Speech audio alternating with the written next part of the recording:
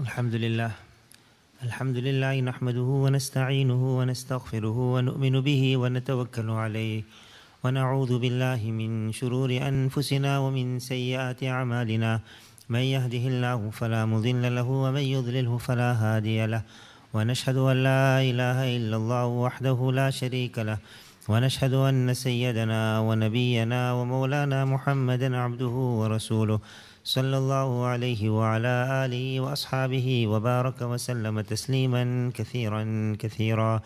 أما بعد فأعوذ بالله من الشيطان الرجيم. بسم الله الرحمن الرحيم. فلولا نفر من كل فرقة منهم طائفة ليتفقهوا في الدين ولينذروا قومهم إذا رجعوا إليهم لعلهم يحذرون. صدق الله العلي العظيم. My respected beloved ones in Islam, brothers in Islam, respected talaba, students of Deen. Once Hazrat Mufti Rafi Usmani Sahab, Dawn Barakatum or Rahmatullah Ali, he came to our madrasa in Azadwal and he gave a bayan. And he said, this bayan I'm giving is not my own bayan, but I heard it from my father, Hazrat Mufti Muhammad Shafi Sahab Rahmatullah Ali. And then I don't remember the whole bayan, but the crux of what I remember, a few points.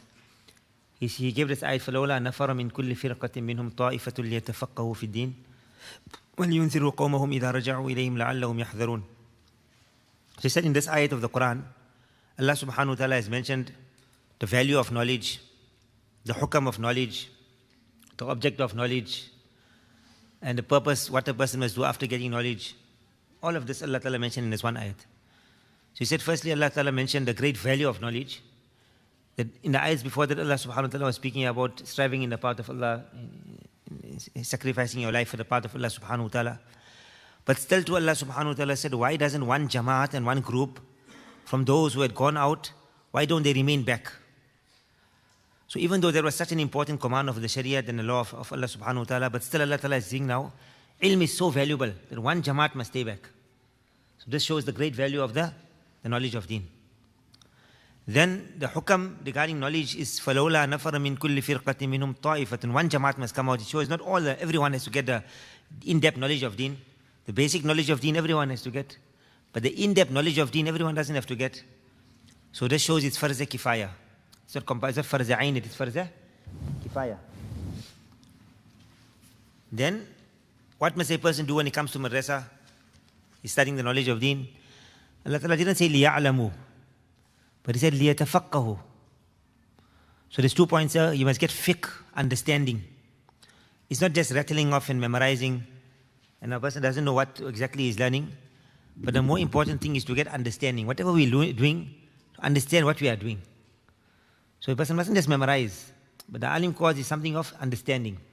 But I'm learning the knowledge of Deen, I must get fiqh, proper understanding of what I am getting. And then also in there, Allah subhanahu wa ta'ala mentioned not just fiqh, liyafqahu. Allah ta'ala didn't say liyafqahu fi deen. He said liyatafaqahu fi deen. And liyatafaqahu, what bab is it? Babe? And what is khasiyat of tafa'ul? Takalluf. So a person must make takalluf. He must make an effort to acquire this knowledge. To get fiqh, to get understanding of deen. If you're just relaxing, taking it easy, you're not going to get the understanding of deen. So Allah Ta'ala also mentioned the adab and etiquette of knowledge. That the etiquette of knowledge is a person has to strive for it. In Moosa alayhi salam's story also, وَإِذْ قَالَ مُوسَى لِفَتَاهُ لَا أَبْرَحُ حَتَّى أَبْلُغَ مَجْمَعَ الْبَحْرَيْنِ وَأَمْضِيَ حُقُبًا. Ulama have mentioned ajib points for the talib ilm. If a person studies that in Tafsir al-Kabir, one ayat, Imam Razi rahmatullah brings about 10 adab and etiquettes. From this, هل اتبعك على أن تعلمني مما علمت رشدا. How you must speak to your ustad and at different points, and you must follow, make ittiba of the ustad. And about 10 points he's taken out just from that one ayat. And ulama have written up to 150 points regarding the story of Moosa alayhi salam and how a person must acquire the knowledge of Deen. They even got فَإِنِّي نَسِيتُ الْحُوتِ. They say it's very good to eat fish when you're studying the knowledge of Deen. Fish is good for the brain. And then they've written there that I must continue. لا أبرح حتى أبلغ مجمع البحرين. For the knowledge of Deen, I must continue striving and sacrificing. And Moosa alayhi salam was a great Nabi of Allah, but still he humbled himself before his ustad. And Khidr alayhi salam was lower in status than him. But To get knowledge, a person has to humble himself. So even though, mashallah, you people may be far greater than me, but now you've come here, you're sitting in front of me. So it doesn't mean a person who is teaching, he's afdal, he's greater than the person who is teaching. At many times, the person who is teaching is greater than him. Like all of you people, mashallah, in the path of Allah, in the path of Deen, what a rank you've got in the court of Allah subhanahu wa ta'ala. We don't understand it ourselves, but really you people, we're sitting here, inshallah, to get you people's barakah and blessings, and maybe this will be a means of our salvation in the year after. That the student of Deen, Haji Imdadullah Muhajir Makki Rahmatullah alayhi used to say, he said, when a person comes to take bayat at my hands, to pledge allegiance at my hands, so immediately I accept being to bayat. He said the reason for this is that on the day of Qiyamah, if he is going towards Jannah, and he sees me on the one side and I'm going through some difficulty, then I've got great hope in the mercy of Allah that this person will say, my Shaykh, my spiritual guide, how can I leave him there in the lurch? I'm going towards Jannah, let me take him also. He'll drag me, inshallah, and he'll take me towards Jannah also. So we also said with that hope and umeed, inshallah, that you people, mashallah, becoming the students of Deen, and we teach you a little bit, and maybe you'll take some benefit, some points. And this, inshallah, on the day of Qiyamah, a person sees us, and sees us in some difficulty. You can help and assist us also on the fearful day, because no one has got guarantee what exactly will happen on the day. May Allah protect and save us. So anyhow, لِيَتَفَقَّهُ فِي الدِّينِ. So the story of Moosa alayhi salam, many adab and etiquettes are mentioned there. But then one etiquette is carry on striving, making a lot of effort. لِيَتَفَقَّهُ. Then Allah subhanahu wa ta'ala mentioned the cause. What you must strive, what must you get faqat and understanding. So Allah subhanahu wa ta'ala said, fi deen. This is the cause. What you must come and start studying in madrasa is deen. Now what's deen? So we'll come back to that inshallah. That's the main point before we start the kitab. What are we studying in the alim course? What's the object of the alim course? We have to get deen. But what's deen? So we'll come back to that. وَلِيُنذِرُوا قَوْمَهُمْ. And then when you finish studying, what you must do now? You must go back to your people. The object of studying the knowledge of deen was now to not just to learn for yourself, but to bring it into your own lives and then to propagate. Learn, practice and propagate and make others do the same. Our madrasa motto is, Nazadwal, learn, practice, propagate and make others do the same. Right? So once you learn, then you must practice, then you propagate to others and you make others also propagate to others, and the silsila must continue thereafter. So وَلِيُنذِرُوا قَوْمَهُمْ. But Allah Ta'ala also mentioned how must you go and tell your people. You must make inzar, not لِلتَخْوِيف, not لِيُخَوِّفُوا قَوْمَهُم. You know the difference between takhweef and inzar? What's the difference? No one knows. Takhweef is simply causing fear. Inzar is giving a right to make a person follow or... Yeah. It's a warning word, shafqat, but compassion. When you got love for somebody and you worry that that person mustn't fall into problems, so you call inzar. That's the difference. And takhweef, you frighten a person, hey, there's a lion there. You're creating fear in a person. Hey, watch out, this person is hit you or whatever. You're creating fear in a person. But one is when a person has got shafqat and compassion and love for somebody and is warning that person to save that person from some great harm. So this is called inzar. So Allah said, when you watch your object, you must go back to your people. وَلْيُنذِرُوا قَوْمَهُمْ. Give them glad tidings also, but more important to give them the warnings with shafqat and compassion. وَلْيُنذِرُوا قَوْمَهُمْ إِذَا رَجَعُوا إِلَيْهِمْ لَعَلَّهُمْ يَحْذَرُونَ. And what the qawm must do, what the people must do, they must take lesson. So a person mustn't just give the message and say, وَمَا عَلَيْنَا إِلَّا الْبَلَاغِ, and finish now. But after that, he must make an effort, such an effort, that the people must take lesson, they must take benefit. لَعَلَّهُمْ يَحْذَرُونَ. So they will get fear in their hearts, they will change their lives, they will become better people. So anyhow, this is a beautiful, short ayat. You can see in Marif al-Quran also, Mufti Shafi Sahib got it. But Mufti Rafi gave us a whole bayan, 1 hour he spoke on this ayat here. I gave you a summary in 5 minutes. Then now he mentioned, what's the meaning of deen, fit deen? What must a person acquire in his student days? So he said, now how are you going to know what's the meaning of deen? So we'll go to another hadith, the hadith of Jibreel alayhi salam. You know the hadith of Jibreel? بينما نحن جلوس عند رسول الله صلى الله عليه وسلم اطلع علينا رجل شديد بياض الثياب شديد سواد الشعر لا يرى عليه أثر السفر ولا يعرفه منا أحد. The whole long hadith. And then he asked 3 questions. What were the 3 questions? ما الإسلام؟ ما الإيمان؟ ما الإحسان? 3 questions. So when Nabi Sallallahu Alaihi Wasallam gave him the answer, what's Iman? He said, Iman is to believe in Allah and the day of Qiyamah and all of those things. And then he said, what's Islam? Then Nabi Sallallahu Alaihi Wasallam said the 5 branches of Deen. shahadat and tuqim as-salah wa tu'ti az-zakah wa tasum Ramadan wa tahajjul bayta in istata'ta ilayhi sabila. And then he asked, Mal ihsan, what is ihsan? And he said, ihsan is an ta'bud Allah ka'annaka tarahu. To reach such a level that you are worshipping Allah subhanahu wa ta'ala as though you are seeing Allah subhanahu wa ta'ala. This is the level of ihsan, ikhlas, sincerity, ta'alluq with Allah, connection with Allah subhanahu wa ta'ala. And then at the end of the hadith, Nabi sallallahu alayhi wa sallam said, this was Jibreel alayhi salatu wasalam. He came, yu'allimukum deenakum. He came to teach you your deen. You know the word fi deen. So this is deen. Deen means those three branches, Iman, Islam and Ihsan. So Mufti Rafi Sahib, he explained to us, he said in our madaris normally, the first part we do Iman, we do Imaniyat, we do kitabs and Aqaid, we do Aqidatul Tahawiyah maybe. I don't know if I'll do Sharul Aqaid yeah, or Badrul Layali, which kitabs will do on Aqaid?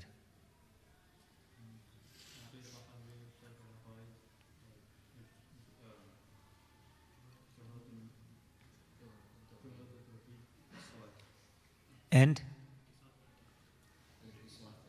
Acha, mashallah, al-Iqtisad. Okay, so there's 4 kitabs we'll do on Aqidah. So mashallah, in great detail we do about Aqidah. Then we do on A'mal al-Zahira fi Islam. The outward actions of Islam. How much we do? So many kitabs we do. Quduri, Nur al-Idha, Hidayah. Then we do Mishkat, we do all those kitabs. And also in great detail we study about Salat and we do about all the Masail in great detail. But then Mufti Rafi Sahib asked us, he said that, but the last portion, because that's complete. The hadith says, Mal Iman, Mal Islam, Mal Ihsan. The last section, this unfortunately is left out in the madaris. It's not taught. And there's not much emphasis given to it. Whereas the hadith says this whole thing is deen. All 3 of them are together are deen. So, now one is the knowledge of deen and one is deen itself. If I got the knowledge of salat, does it mean I got salat in my life? If you got knowledge of salat, does it mean you got salat in your life? No. If you got knowledge of fasting, does it mean you got fasting in your life? Fasting is something else and the knowledge of fasting is something else. Salat is something else and the knowledge of salat is something else. So in madrasa first we learn the knowledge of it. And then we have to bring salat into our lives. This kitab, which was written by Imam Ghazali rahmatullahi alayh, we're going to be doing now ihsan. The 3rd branch, which is normally left out in the madaris. It's taught, if you study Mishkat, you study Riyadus Salihin, these things that they come there, but the person doesn't realize that this is actually what ihsan is. What is the 3rd branch of deen, which is very important, because لِيَتَفَقَّهُ فِي الدِّينِ, you have to get the whole of deen in your life, not only the 2 sections, and we're leaving out the 3rd one. So then, Imam Ghazali, inshallah, we're going to be just going through this kitab very briefly, but just for us to get an idea, what actually is this ihsan, what's the effort the person has to make in his life, that don't confine ourselves only to the a'mal al-zahira, the outward actions of deen, but there's another important aspect of our life, and that is the a'mal al-batina, the internal sunnats of Nabi sallallahu alayhi wasallam, the internal attributes of Nabi sallallahu alayhi wasallam, which is called islah, reformation, connection with Allah subhanahu wa ta'ala, or in the words of the hadith, it's called ihsan. One day, as the Shaykh al-Hadith, Mullah Muhammad Zakaria rahmatullahi alayhi, there was one newspaper reporter. So he had a very informal relationship with Mullah Hazrat Shaykh rahmatullahi alayhi. So one day he came to him, he told him, what's this tasawwuf, ihsan? What's this tasawwuf? It's like a bidat we just started now. What's all of this like? So he said, I'm going today on a journey to a certain place, and I'm coming back after 24 hours. I want you to think about it, you must give me an answer. So Hazrat Shaykh Rahman said, no need for all of the day. I'll give you the answer right now. He said the beginning of ihsan is, إِنَّمَا الْأَعْمَالُ بِالنِّيَّاتِ, and the ending of it is, أَن تَعْبُدَ اللَّهَ كَأَنَّكَ تَرَاهُ فَإِن لَمْ تَكُنْ تَرَاهُ فَإِنَّهُ يَرَاكَ. He said, go, you think about the answer now. So that person came back after 24 hours. He said, I thought that you're going to tell me this, I'm going to give you this answer. You tell me this, I'm going to give you this answer. You tell me this, I'm going to give you this answer. He said, but the answer you gave me, the last 24 hours I've been thinking about it, I can't make any objection. Now, this is actually what this tasawwuf is, to get ikhlas. The beginning section is ikhlas. And then to reach such a level where you are worshipping Allah Ta'ala as though you are seeing Allah Subhanahu Wa Ta'ala, as though you are seeing Allah Subhanahu Wa Ta'ala. So inshallah, does anybody have the kitab Tabligh Deen? Yeah, Al-Arba'in fi Usul Deen. Bring the kitab, yeah. This is the original kitab, Al-Arba'in fi Usul Deen, lil Imam Ghazali rahmatullahi alayh. So actually what happened, Imam Ghazali rahmatullahi alayh, we study his life. He was a very great scholar of Deen, very great alim of Deen. And then eventually a time came in his life where he felt, I've got all of this knowledge, but I'm not reaching Allah subhanahu wa ta'ala. And the object of the knowledge was to get Allah subhanahu wa ta'ala, to get a relationship with Allah subhanahu wa ta'ala. So it was troubling him quite a bit. And then eventually he made a lot of istikhara and then he leaves. And he wrote a whole kitab, I think it's called Al-Munqidh or Al-Munqadh min Ad-Dalal. Right, a very beautiful kitab also. So Imam Ghazali rahmatullahi eventually he left where he was teaching, and then he goes into the Sufia, the great Buzurgs of the time. And for many years, about 10, 15 years, he stayed in their company. And he got all the secrets of the batin, etc. He wrote Ihya ul-Ulum at that time. And then after that, for some reason, the king of the time called him back. There was a Shia fitna at that time. It was very severe. And they needed an alim, a scholar of great stature, to come back and fight this menace of the Shiism. So Imam Ghazali rahmatullahi came back, and they brought him back into the big madrasa. Before that, he was a very great alim. But he felt also there's something missing in my heart. I haven't got that connection with Allah subhanahu wa ta'ala. So that's why so many students he had, hundreds of students he had. And he was like you can say the Shaykh al-Hadith of the madrasa, and teaching big kitabs. But still he felt that something inside me is lacking. So he went for so many years. And then now after this, then he comes back and he fought the Shia menace. And then again he felt uncomfortable in the big madrasa he was. So he moved off to a village where he was staying. And then the students of Deen used to come to him and used to ask him questions, and then he used to give them. So once, I can't remember which kitab it was, he did a whole kitab on the dars of Quran or whatever. And then when he came to the ending, he told my friends, he told the students, I'm going to summarize to you people the khulasa of the Quran, the crux of the Quran Kareem in 40 principles. So this is the kitab al-Arba'in fi usul Deen. This is actually the khulasa which he's giving now of the whole of Deen. This kitab is called Al-Arba'in fi usul Deen. Mawlana Ashraf Ali Thanwi rahmatullahi alayhi, he really liked this kitab. And he wanted it a kitab of Islah, of reformation for people. So he told Mufti Ashik Ilahi Mirti. There was two Mufti Ashik Ilahis. One is Mufti Ashik Ilahi Balanshari. We all know him, maybe Zarut Talibin. We studied the kitab Zarut Talibin. So that's Mufti Ashik Ilahi Balanshari. He was living in Medina Munawwara. But there was Mufti Ashik Ilahi Mirti. And he was in Hindustan, very great alim also in Saharanpur. So he wrote many kitabs, Tazkiratul Khalil, Tazkiratul Rashid. I don't know if you know these kitabs. The life of Hazrat Maulana Rashid Ahmad Gangohi, the life of Maulana Khalil Ahmad Saharanpuri. You must try and read these kitabs in English also. Very beneficial. We'll learn many points, and many things will open up to a person's mind. So anyhow, Maulana Ashraf Ali Thanwi rahmatullahi told him to translate that kitab. But what he did was, that this kitab had 40 principles. The first 10 principles had to do with Aqidah, only beliefs. So Hazrat Thanwi rahmatullahi said, take it out. Take the beliefs regarding the day of Qiyamah, belief in Kalam, fi Sam'i wal Basar, and regarding Allah subhanahu wa ta'ala, regarding Nabuwat, fil Af'al, fil Yawm al-Akhir, fil Nubuwah. 10 usuls. So this is very mukhtasar, a few pages only. So Hazrat Thanwi rahmatullahi said, take out that section, and we make this kitab a purely Islahi kitab, purely kitab on reformation. So the remaining 30 usuls, Al-Qism al-Thani fil A'mal al-Zahira, وهي 10 usul, 10 usuls regarding the A'mal al-Zahira, the outward actions which we are doing. But Imam Ghazali rahmatullahi, what he tried to bring here was, like normally we'll get encouragement, we must perform salat. So in this section what he brought was that no, salat is not sufficient.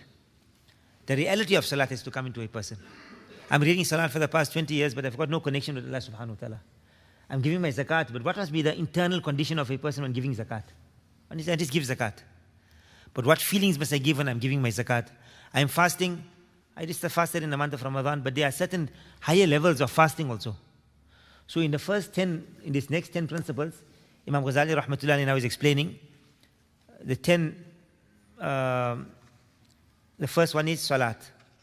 Right? He explains about salat, and he explains in this section here how must a person now. He says, look ya wa'alam annaka fi salatika munajin rabbaka. In your salat you are speaking to Allah subhanahu wa ta'ala. So be careful, how are you performing salat? وَحَافِظْ فِيهَا عَلَى ثَلَاثَةِ أُمُورٍ. And look after 3 things, because Allah Ta'ala says in the Quran, أَقِيمُ الصَّلَاةِ. He didn't say صَلِّ. Allah said, حَافِظُوا عَلَى الصَّلَوَاتِ. Allah Ta'ala said, الَّذِينَ هُمْ فِي صَلَاتِهِمْ خَاشِعُونَ الَّذِينَ هُمْ فِي صَلَاتِهِمْ يُحَافِظُونَ.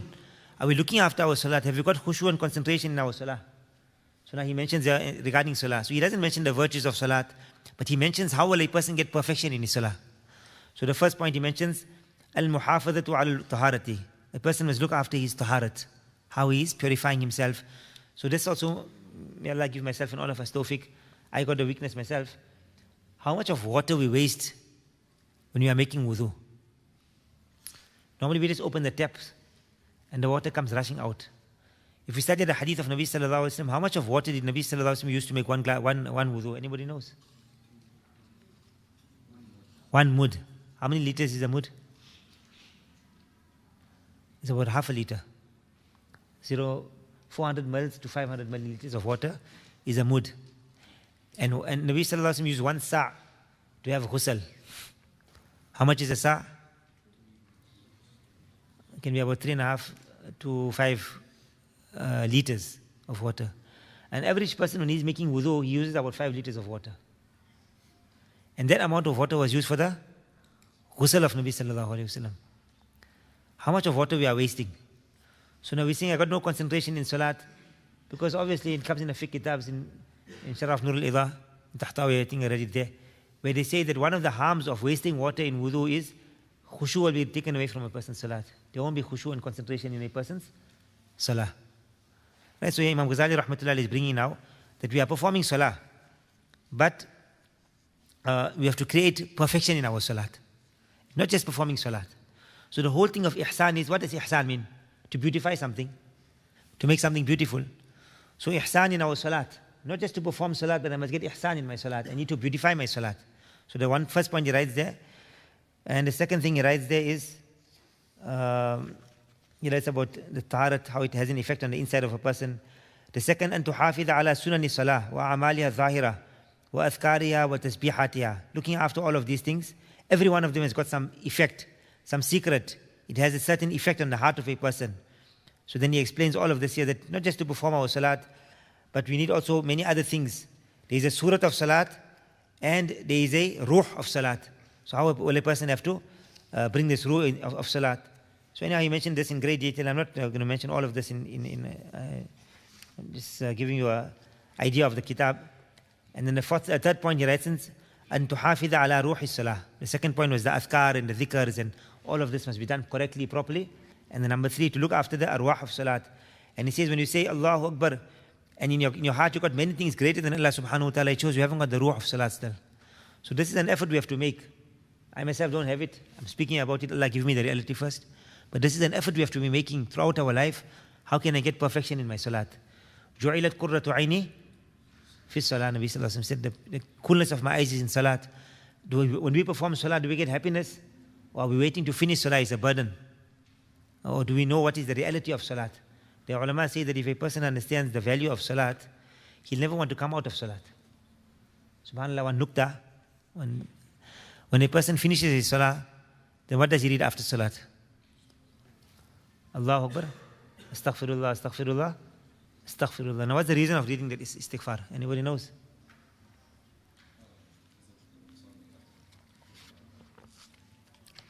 Ulama say because of kami, weakness in our ibadat. But before we finish our salah, we already did Allahumma inni zalamtu nafsi zulman kathira. We already asked Allah Ta'ala for forgiveness. Why after salam again? We are asking Allah for forgiveness. So one point which came to my mind, whether it's true, it's from the side of Allah Ta'ala, it's incorrect, it's from shaitan, is that when a person comes out of salat, salah is a conversation with Allah subhanahu wa ta'ala. And is there anything better than having a conversation with Allah subhanahu wa ta'ala? There can't be anything in the world which is better than this. So it comes in the ayat of the Quran, إِنَّمَا الْمُؤْمِنُونَ الَّذِينَ إِذَا آمَنُوا بِاللَّهِ وَرَسُولِهِ إِذَا اسْتَأْذَنُوكَ. Is it? In the 18th para, the last ruku of Surah Nur. إِنَّمَا الْمُؤْمِنُونَ الَّذِينَ آمَنُوا بِاللَّهِ وَرَسُولِهِ وَإِذَا كَانُوا مَعَهُ عَلَى أَمْرٍ جَامِعٍ لَمْ يَذْهَبُوا حَتَّى يَسْتَأْذِنُوا. You can't leave the company of Nabi sallallahu alaihi wasallam until you're asking permission. فَإِذَا اسْتَأْذَنُوكَ لِبَعْضِ شَأْنِهِمْ فَأَذَنْ لِمَنْ شِئْتَ مِنْهُمْ وَاسْتَغْفِرْ لَهُمُ اللَّهِ. Why must you make istighfar after giving permission? Because you left the company of Rasulullah sallallahu alaihi wasallam, which is the greatest thing. And no matter how important your other work was, but how could you have left the company of Nabi sallallahu alaihi wasallam? So, Nabi of Allah asked Allah Ta'ala to forgive them.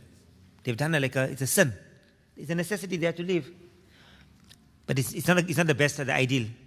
So after salat, we ask, Allah forgive me, Allah forgive me. Then how could I have left your company? I've got many other works in life, but they can never be equal to sitting in the company of Allah subhanahu wa ta'ala.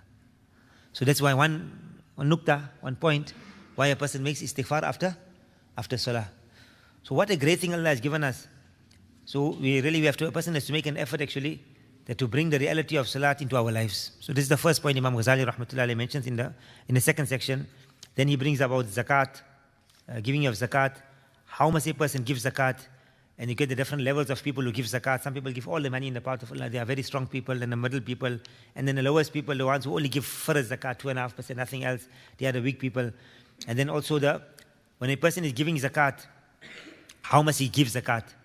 To get the reality of zakat. That when I'm giving a person, I mustn't feel that I'm doing him a favor.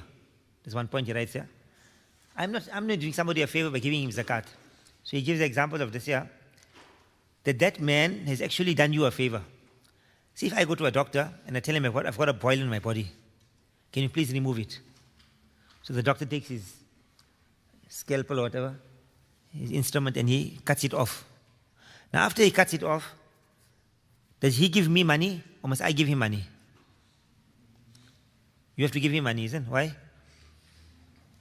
He did you a favor. He removed that harmful part of your body from you. So he did you a favor. So when we're giving money to the poor people, they are actually removing that madda and the quality of bukhal and stinginess which is in our heart. The minimum amount to remove stinginess in the heart is 2.5%. Zakat is given for one of three reasons. Zakat is given as an ibadat. Like salat is the ibadat of the body, salat. So zakat is the ibadat of the wealth of a person. So in salat we are saying, oh Allah, my body is yours. That's why I'm humbling myself before you. That's why it's the ibadat. And zakat we are saying, oh Allah, this money is not ours, it's yours. That's why we're giving it in the path. So zakat is a form of ibadat, number one. Number two, zakat is it's nafa lil fuqara. Is to benefit the poor people. That's why we give zakat. And the third reason of zakat is zakat. What does zakat mean? The literal meaning of zakat. There's one meaning, another meaning? To purify. One means to grow and one means to purify. So what are you purifying? Purifying? You're purifying your wealth. More than purifying the wealth, you are purifying the wealth. You're purifying your heart. Because man has got love of dunya in his heart, love of wealth. So to remove this love of wealth, Allah Ta'ala has stipulated minimum you must give 2.5% every year. This is the minimum amount to remove the love of dunya from your heart. So now when you've given the 2.5%, you remove that sickness which was in your heart and you're giving it to the poor person. So he's like a doctor, he's taking away that, he's cutting off that sickness in you. So are you doing him a favor or is he doing you a favor? He's doing you a favor. Just like a physical doctor, you actually feel, you thank him for taking away that filth from your body. So we're supposed to be thanking this person for taking away our filthy money, or which is destroying our heart. So he's done you a favor. So Imam Ghazali rahmatullah says, when you are giving your zakat to somebody, don't feel you are doing that person a favor. But you must go with humbleness within yourself that he is doing me a favor. SubhanAllah, just how a person will think. So anyhow, he mentions 5 usuls and principles regarding zakat. This is just one of them. I always I get very impressed with this point here which he mentioned here. It's a very amazing point he mentioned. Then he mentions the third usul is fasting. One is a person fasts like how we fast, just eating, drinking and fulfilling our sexual desires. This is the lowest level. But then he goes on to a higher level, that where a person must abstain from all kinds of sins during the fasting. When a person is fasting, ulama say 6 extra fasts a person must keep. This is what the Sufi mentioned. 6 extra fasts you must keep. Not in length. 3 fasts we're keeping. People say, 3 fasts we so hard. Now you give another 6 extra fasts. But what the 6 things they say, when a person is fasting, he must fast. He must look after his tongue, his mouth. That is his tongue. When you are fasting, look after your tongue to a greater extent. So we are staying away from eating, drinking, fulfilling sexual desires. But the fast of the tongue, the second level now of fasting, is staying away from all sins of the tongue. Number 2, sins of the eyes. Number 3, sins of the ears. Number 4, sins of the other limbs of the body, our hands, our feet, where we are going to. Number 5, sins of the thoughts or the food of a person. He mustn't eat haram, he mustn't eat doubtful food. You mustn't overeat. So the sins of the stomach. And number 6, the sins of the thoughts. A person must keep a fast of the thoughts. He must learn to control his thoughts while he's fasting. So when a person has done this now, he'll get some reality in his fast. He'll get some benefit in his fast. So do not just confine ourselves with the fast we are keeping, but to go to one higher level. There's the fourth usul and principle he writes. Then the 5th principle he writes here is on Hajj. A person is going for Hajj. He's got the outward actions, but he said the adab and etiquettes here. He writes 7 etiquettes when a person is going for Hajj. And then he writes the asrar and the secrets, what a person must think of when he's going for Hajj. And the 2 things he explains.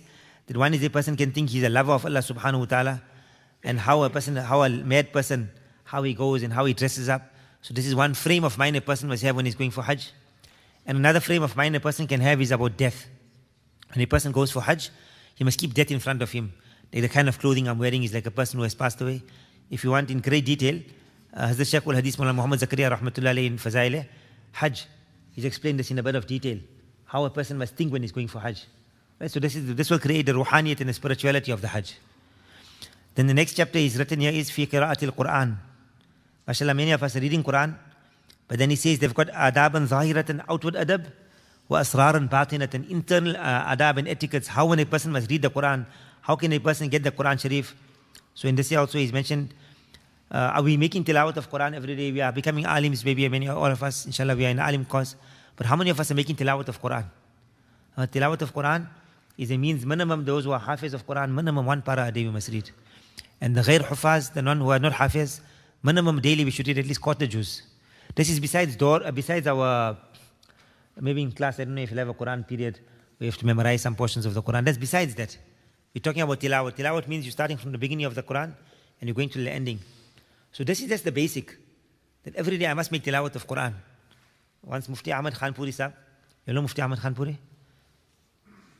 You know Mufti Ahmad Khan Puri from India? No. He's our ustad. He's still alive, mashallah. He's elderly, alim, very great scholar of Islam. One of the greatest muftis in India at the present moment.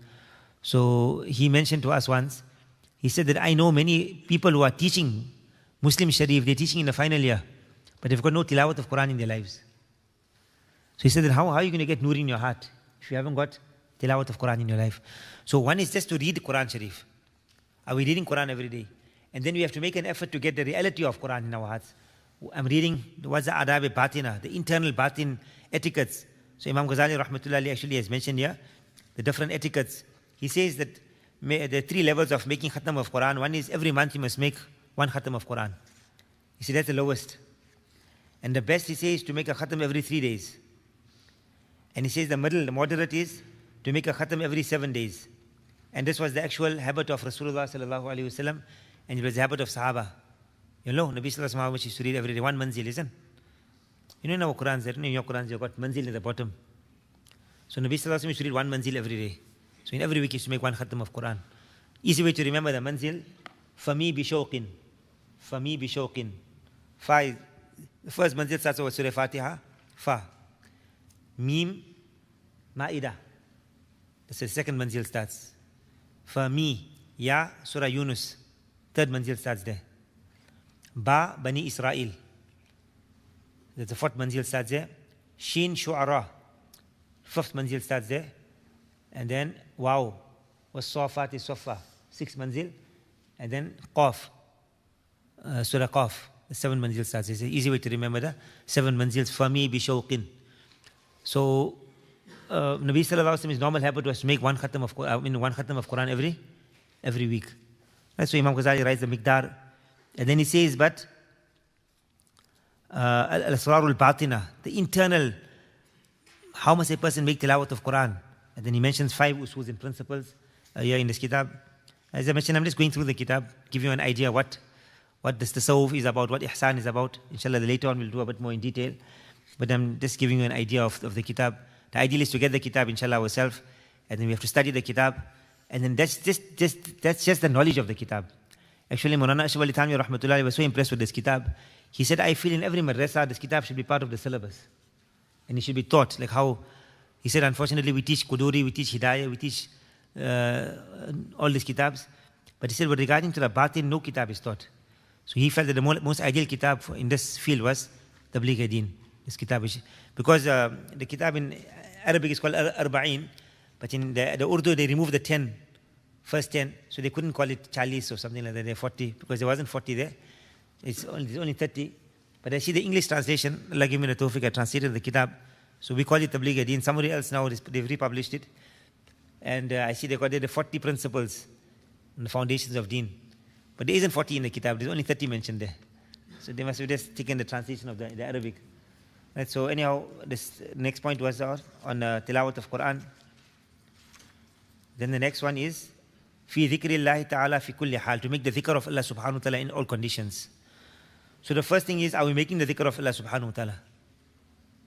And then secondly, a person has to continue making now dhikr. So he mentions a very beautiful point here. He says here, وَعْلَمْ أَنَّهُ قَدْ انْكَشَفَ لِأَلْبَابِ الْبَصَائِرِ أَنَّ الذِّكْرَ أَفْضَلُ الْأَعْمَالِ. Who Allah has opened up to, they understand that dhikr is the greatest amal. However, it has got 3 kushurun, 3 coverings over it. And then you get a lub. You know what's lub? The pith, the core of the fruit. So he says that the original is the pit. You want to reach there. But the virtue of the covering is just because it will take a person to the pit of it. So he says the first level is only dhikr al-lisani. A person is just Allah, subhanallah, la ilaha illallah. That's the lowest level. It's a very great, the rewards are extremely great, but that's the lowest level. And then he says now when a person goes to a high level, dhikrul qalb.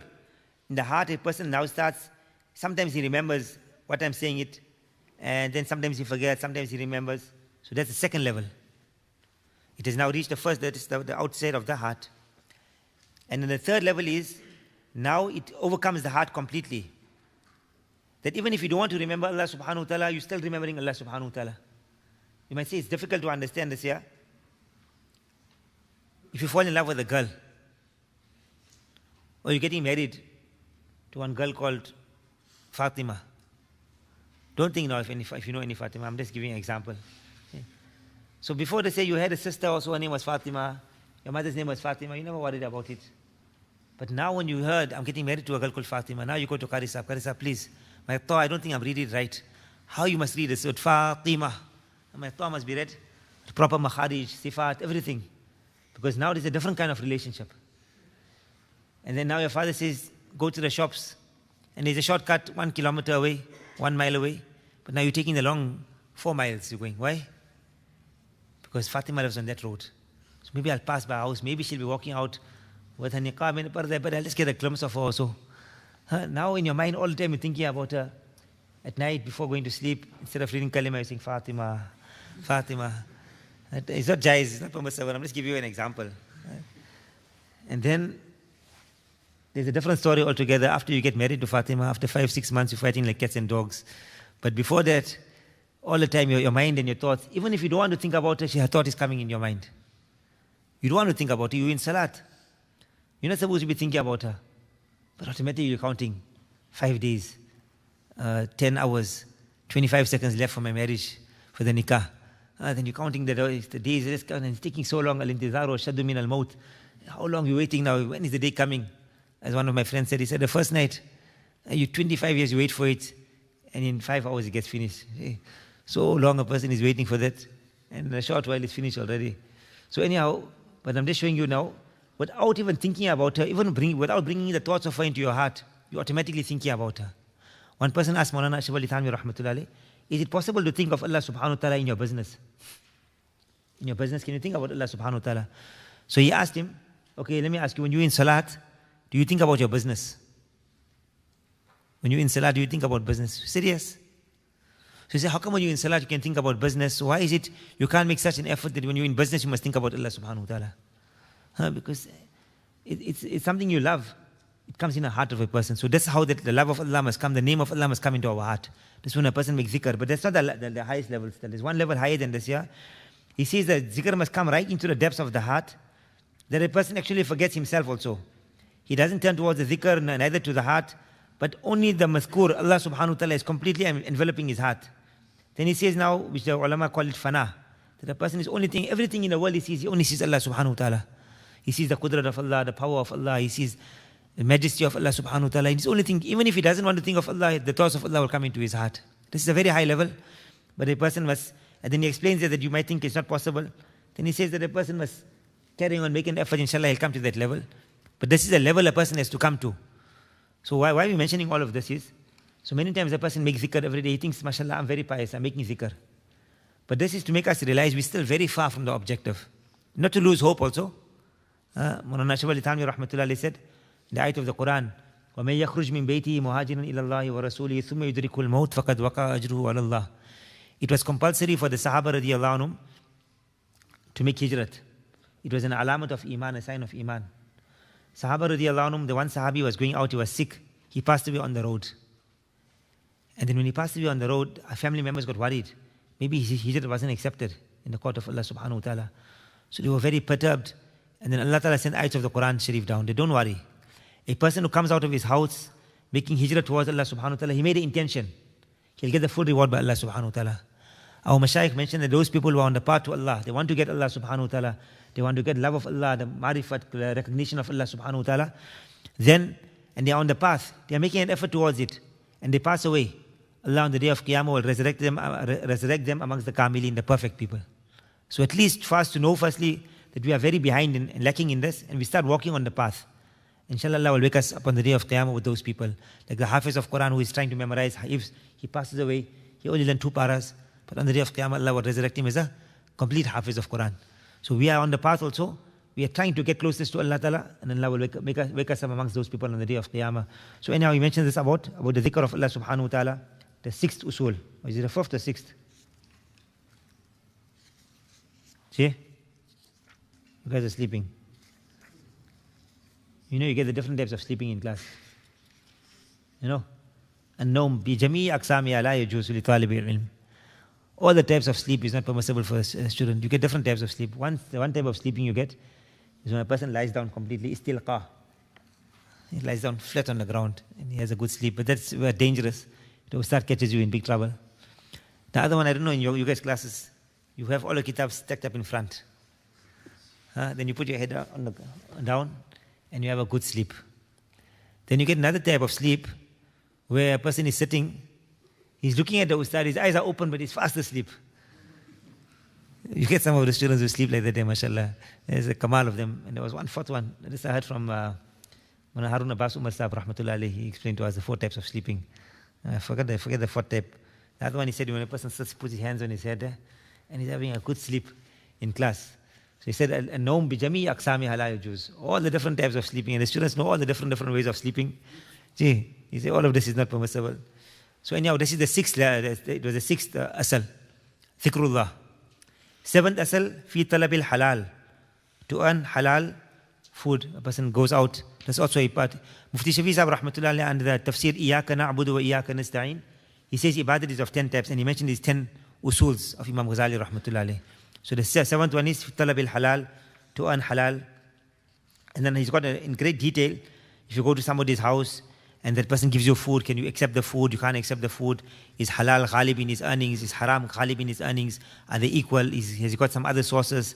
So all of this here is mentioned in great detail. Then he explains that a person mustn't go into so much of depths. Halak al-mutanatti'un. Sometimes a person goes into so much that his life becomes difficult for him. But a person has to make ihtiyat on one side, precaution on one side. So he's given a very beautiful balance on how will a person earn halal. So that's anyhow Imam Ghazali rahmatullah has mentioned. And then we mustn't use hilas. He writes here, don't use hilas in deen and to get our benefits. So in great detail he's mentioned here. What's the difference between tibe qalb and tibe nafs? Tibe qalb and tibe nafs. Because there's a hadith of Nabi sallallahu alayhi wa sallam, la yahillu li rajulun, is it? To eat the food of somebody, illa bi tibi nafsi minhu. You can't take the food of somebody except bi tibi nafs. If somebody you want, later I'll explain to you what's the difference between tibi qalb and tibi nafs. Imam Ghazali rahmatullah has got it here. A very ajib point is mentioned there. Then the next section is fil qiyami bi huquq al-muslimin wa husn suhbati ma'ahum. Fulfilling the rights of the makhluk in creation of Allah subhanahu wa ta'ala. You got parents, you're not living alone, you got a wife, you got children, you got neighbors, you got normal people you're going to meet. So all of them have got rights. and how must we fulfill the rights of all of them. And in here, mashallah, he's mentioned some very beautiful usul and principles. So any other person can, this is something which you have to bring. This normally we learn in the kitabs, in Riyadh al-Salihin, in the hadith kitabs, they teach you, your parents have got this right, your brothers have got this right, your wife has got this right. So all of this Imam Ghazali rahmatullahi alayhi has mentioned, ليس منا من لم يرحم صغيرنا ولم يوقر كبيرنا ما وقر شاب شيخا لسنه. There is no youngster who will honor an old person because of his age, except Allah subhanahu wa ta'ala will create somebody when he becomes old who will honor him and respect him. وَهَذَا يُبَشِّرُ بِطُولِ الْحَيَاةِ مَعَ الْأَجَرِ. This gives glad tidings that a person, Allah will give him long life and Allah will give him reward also. Today, unfortunately, many people, they don't want to make khidmat of the elders. This is, especially amongst women folk, even worse. Why must I stay under somebody else? Why must I become a slave of my husband? They actually call it a slave. We want equality. Whereas Nabi sallallahu alaihi wasallam, الرجال قوامون على النساء بما فضل الله بعضهم على بعض. Allah has made a system in the world that the man will be the amir and the woman will be the ma'mur, she'll be under him. There's no equality. وَلِلرِّجَالِ عَلَيْهِنَّ دَرَجَةٌ. Allah has placed one rank. But obviously, it doesn't mean a man is better than a woman. It's a system in the world. If the child says, I want equality with my father, why must he run the house? I want to run the house. So then a person will understand why it doesn't make sense. You don't have that amount of intelligence. Allah has made you still small. You haven't got that the understanding. So he can't say, I want equality. If the common person in the country says, I want to be the president, why are they not making me the president? I want equality. Why must the president make all these decisions? Why are they not giving us equality? So no country will run. You have to have one president or you have one amir in a country. So to have this equality is a farce and it's a deception. Yes, in Islam there is equality. Example, in justice, when a person is, example, hudud, the masail of hudud, etc., there is equality. But if you want equality, then this is the communist system.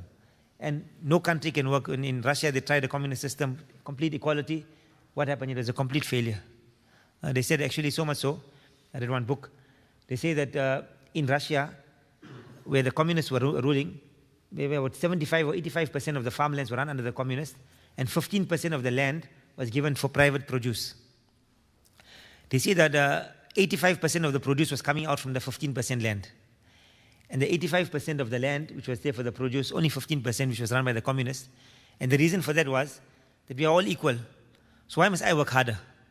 If I'm going to earn the same money as the other man who's not doing any work, why must I work hard? So everyone become lazy. Why must I become a doctor, study 6 years, and I'm getting the same amount as a street sweeper? So if a person wants equality, it's a sign of foolishness. It doesn't make sense at all. So Islam is actually the way between, on one side we've got communism, and on one side we've got capitalism. Capitalism is that I must get my own money at any cost. I must become rich. The rich become richer, and the usul of capitalism is usury, riba. And Allah destroys riba. Ulama say that 40 years, a person who is involved in usury, give him 40 years, and Allah Ta'ala will destroy his empire. It's our experience. The pious people have mentioned of the past. Within 40 years, a person who gets involved in usury, Allah will destroy his whole business. His whole system will be destroyed. So anyhow, there's the two systems, and then there's the Islamic system in between. Once there was a great alim by the name of Maulana Ubaidullah Sindi rahmatullah alayh, and he was the Shaykhul Hind rahmatullah alayh's khas student. So he went to Russia, and either Stalin or Lenin, one of them he met. And then he showed him his whole communist ideas or whatever. He said, no, your ideas are good, but they're not perfect. Let me show you the Islamic system. So he said, he showed him the whole Islamic system. When he saw the Islamic system, he was quite amazed and impressed. He said, what you've got on paper is very good. But he said, can you show me one example of any country in the world who is practicing upon this here, implementing this here? When Ubaidullah Sindi rahmatullah said, I put my head down. I had no answer for this. And I couldn't present one example in the world. Because unfortunately, all the other systems in the world are there. But the most superior system is the system of Islam. So anyhow, I was just mentioning about equality, that this whole thing is a farce.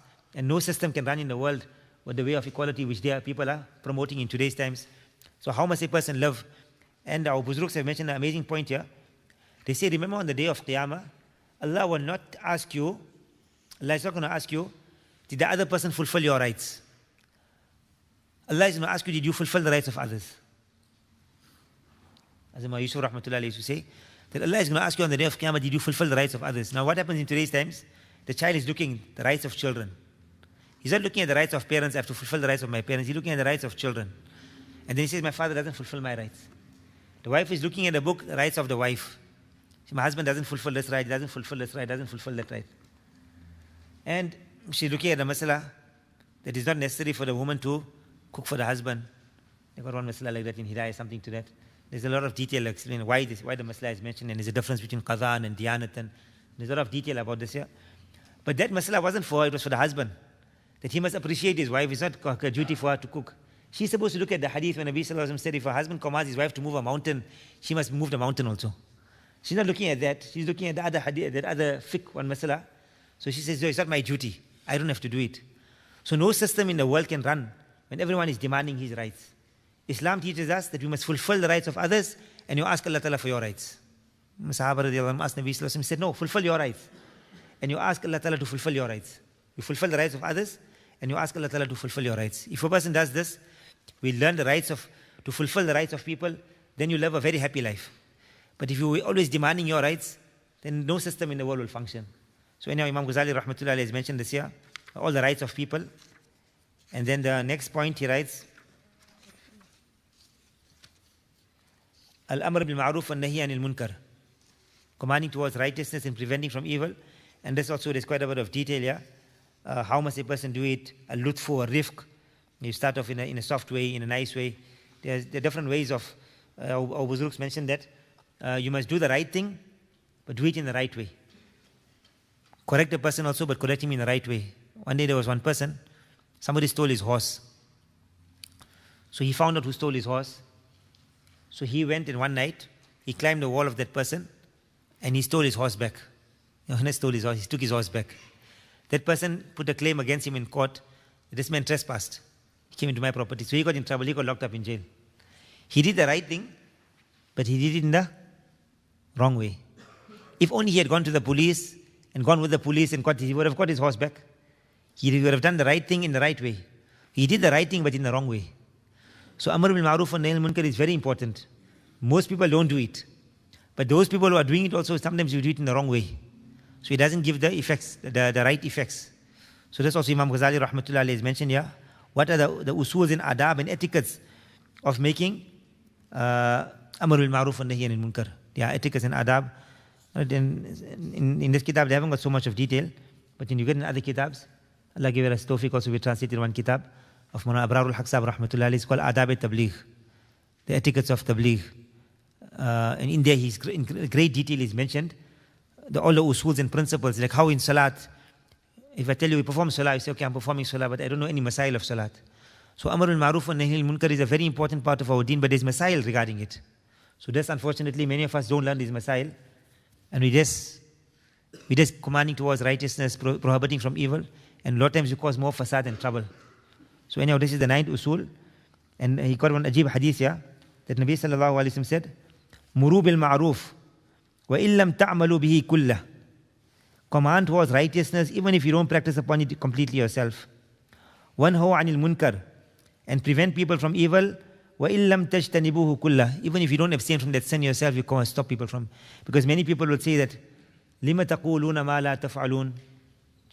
Ta'muruna nasa bil birri wa tansawna anfusakum wa antum tatluna al-kitab. So what's the meaning of that ayat is different. And here we got the hadith of Nabi Sallallahu Alaihi Wasallam explaining to us that it's incorrect to say this here. Hassan Basri rahmatullah alayhi used to say that Shaitan has come, he tries to get power over you people by this quality. That don't command towards righteousness until you don't bring it yourselves. That means this whole chapter of Amr al-Ma'ruf and Nahy al-Munkar will come to an end. No one will command towards righteousness. No one will prevent from evil because I haven't got the quality in my life. Our elders say, whatever weakness you got within yourself, you command people towards it. Inshallah, Allah will give you the tawfiq to come out of that sin. Or to bring alive that good quality in your life. So anyhow, this is the 9th usul.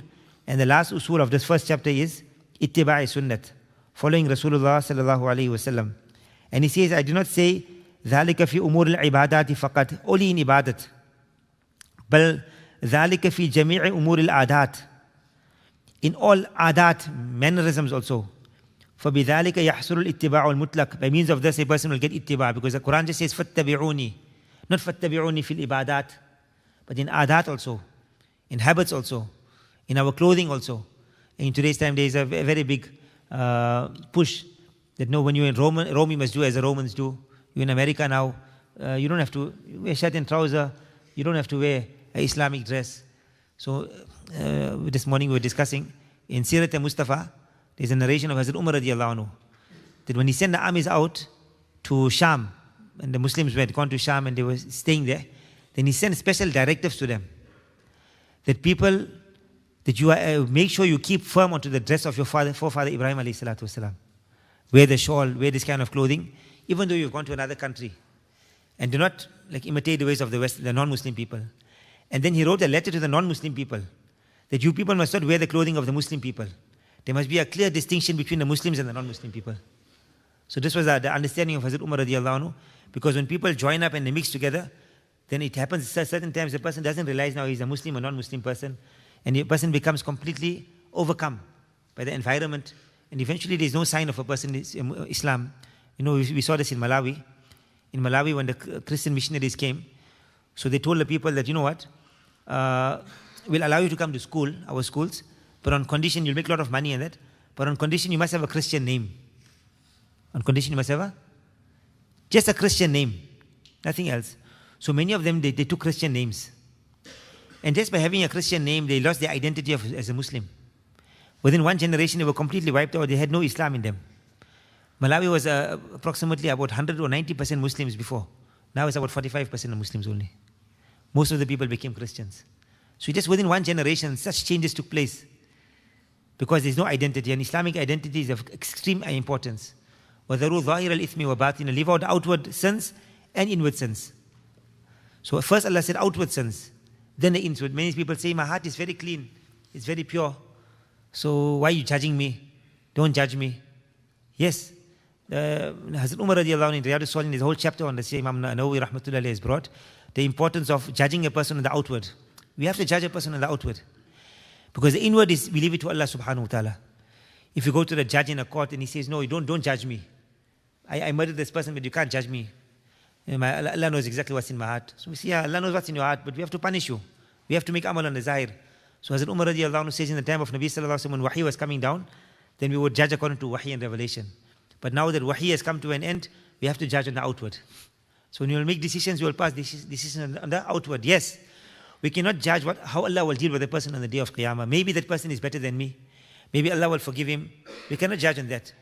But outwardly, what we see a person, we have to judge on that. And that's how this whole dunya works. The people of the dunya, they realize this. But only when it comes to deen and the matters of deen, now they suddenly know we have to, you don't judge me. I got my beard in my heart. Buzurg says so nicely. They say that the heart got so many problems already, angina and blockage there. And now you're pushing the poor beard in the heart also. How many blockages more are you going to get in your heart? And then the woman says, no, my parda, my hijab and my niqab is in my heart. So we know the heart is already covered. There's no need to put a parda inside there. The parda is supposed to come on the face. So on foolish things people say, our elders say that a woman has got so much of value in Islam, she's like a pearl.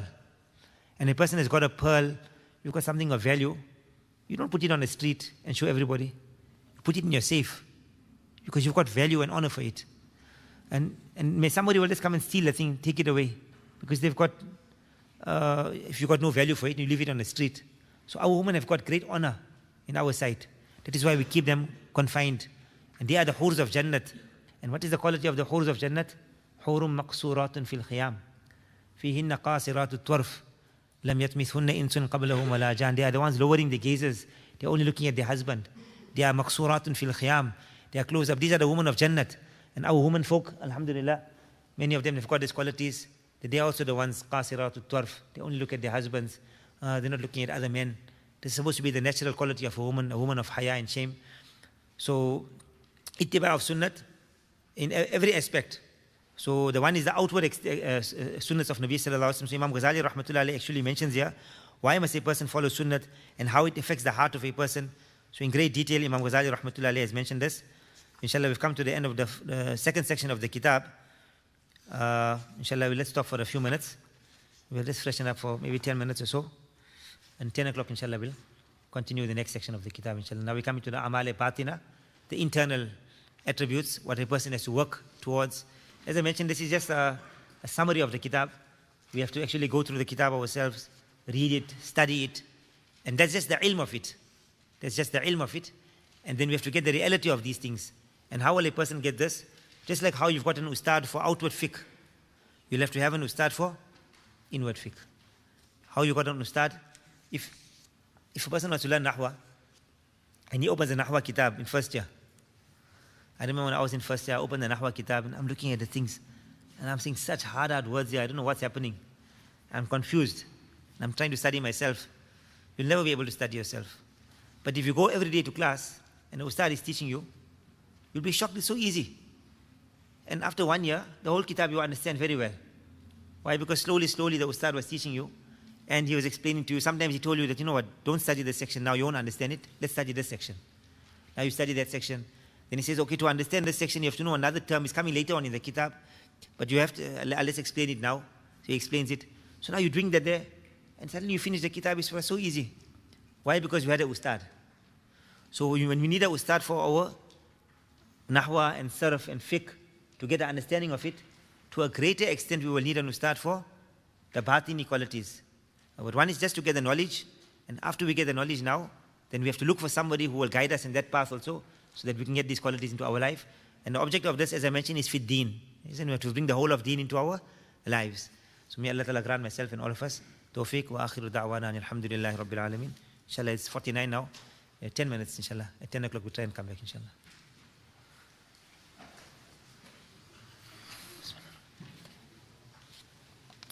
Iced tea.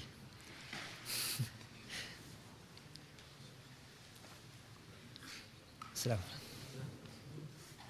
Yeah, what's your name? Muhammad. You're in final year? Yeah, 5th year? Okay, mashallah. You got 7 years or 6 years? 7. 7 years, oh, okay. So you're not to start next year? Oh, 5th year already? 6th year? Oh, you'll do Dora with 3 years. Oh, so nice. So, like, which kitab?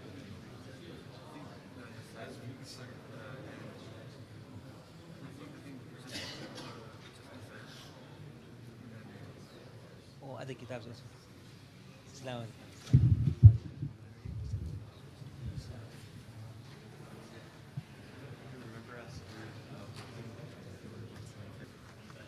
Getting hot now?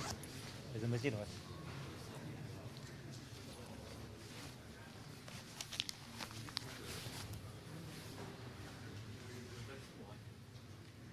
No, it's tea. Okay.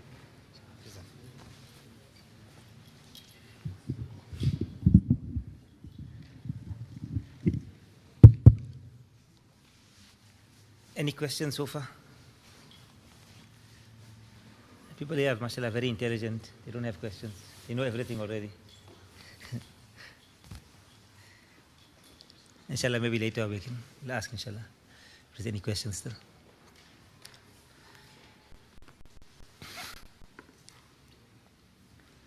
Bismillahir Rahmanir Rahim. Ahmadu wa nusalli ala Rasulil Kareem amma ba'd. The next section, the third section of the kitab, Arba'in fi Usul Deen, or the second section of Tabligh Deen. Allah Ta'ala says, قَدْ أَفْلَحَ مَنْ تَزَكَّى وَقَالَ تَعَالَى قَدْ أَفْلَحَ مَنْ زَكَّاهَا وَالتَّزْكِيَةُ هُوَ التَّطْهِيرُ. What does tazkiyah mean? To purify oneself. And he said, Nabi Sallallahu Alaihi Wasallam said, الطهور شطر الإيمان. So he says that purification, what is the meaning of purification here? He says, فَفْهَمْ مِنُّ أَنَّ كَمَالَ الْإِيمَانِ بِتَزْكِيَةِ الْقَلْبِ عَمَّا لَا يُحِبُّهُ اللَّهُ عَزَّ وَجَلَّ وَتَحْلِيَتِهِ بِمَا يُحِبُّهُ اللَّهُ تَعَالَى. فَالتَّزْكِيَةُ شَطْرُ الْإِيمَانِ. One, you must purify your heart. Purify your heart from whatever Allah doesn't like. And then you must beautify it with the things which Allah likes. So cleansing yourself is half of Iman. And the other half is beautifying the heart. That's why Nabi Islam said, At-tuhuru shatrul Iman. Purification. Cleansing is half, and the other half is beautifying it. Understand? So he says now, كيف يشتغل بالطهارة من لا يعرف النجاسة? A person who doesn't know najasat, how will he become, can he become mashghul? And how can that person become, what do you say mashghul? Busy, occupied with purifying himself. So you see, first thing we'll mention the akhlaq mazmuma, the evil qualities, and there are many, but they also come down to 10 usuls, 10 principles. So if a person tries to remove these 10 qualities from himself, then inshallah, he will find a great benefit. He will be able to save himself from all other akhlaq razila, other evil qualities. So the first one what he says, the first principle, overeating and greed for food. Overeating and greed for food. هو من الأمهات العظيمة الضرر في الدين. Because when a person continues eating, the desires of the private parts increase. When this desires increase, then now to have a girlfriend you need a lot of money. So now you need money. He says money is there. Then you want fame. Because you got money, but you got no fame, the girl is not going to come for you. So you need fame now. And then when this comes in there, many other qualities like pride, show, jealousy, hatred, enmity, etc. take form. You know, a person got a girlfriend, he goes to the restaurant, and the waiter comes, he has to show off now. I'm a big person. And the way he'll treat that person and try to lower him. So all of these qualities come, but where did they come from? Overeating. When a person eats too much. One of the easiest ways to save yourself from immoral desires is to fast. فَعَلَيْكُمْ بِالصِّيَامِ فَإِنَّ لَهُ وِجَاءٌ. It breaks off desires of a person. Ashraf Ali Thanwi rahmatullah said that, and the hadith is alaykum bis-siyam. Hold firm onto, he said this, hold firm onto fasting means for a continuous period a person must fast.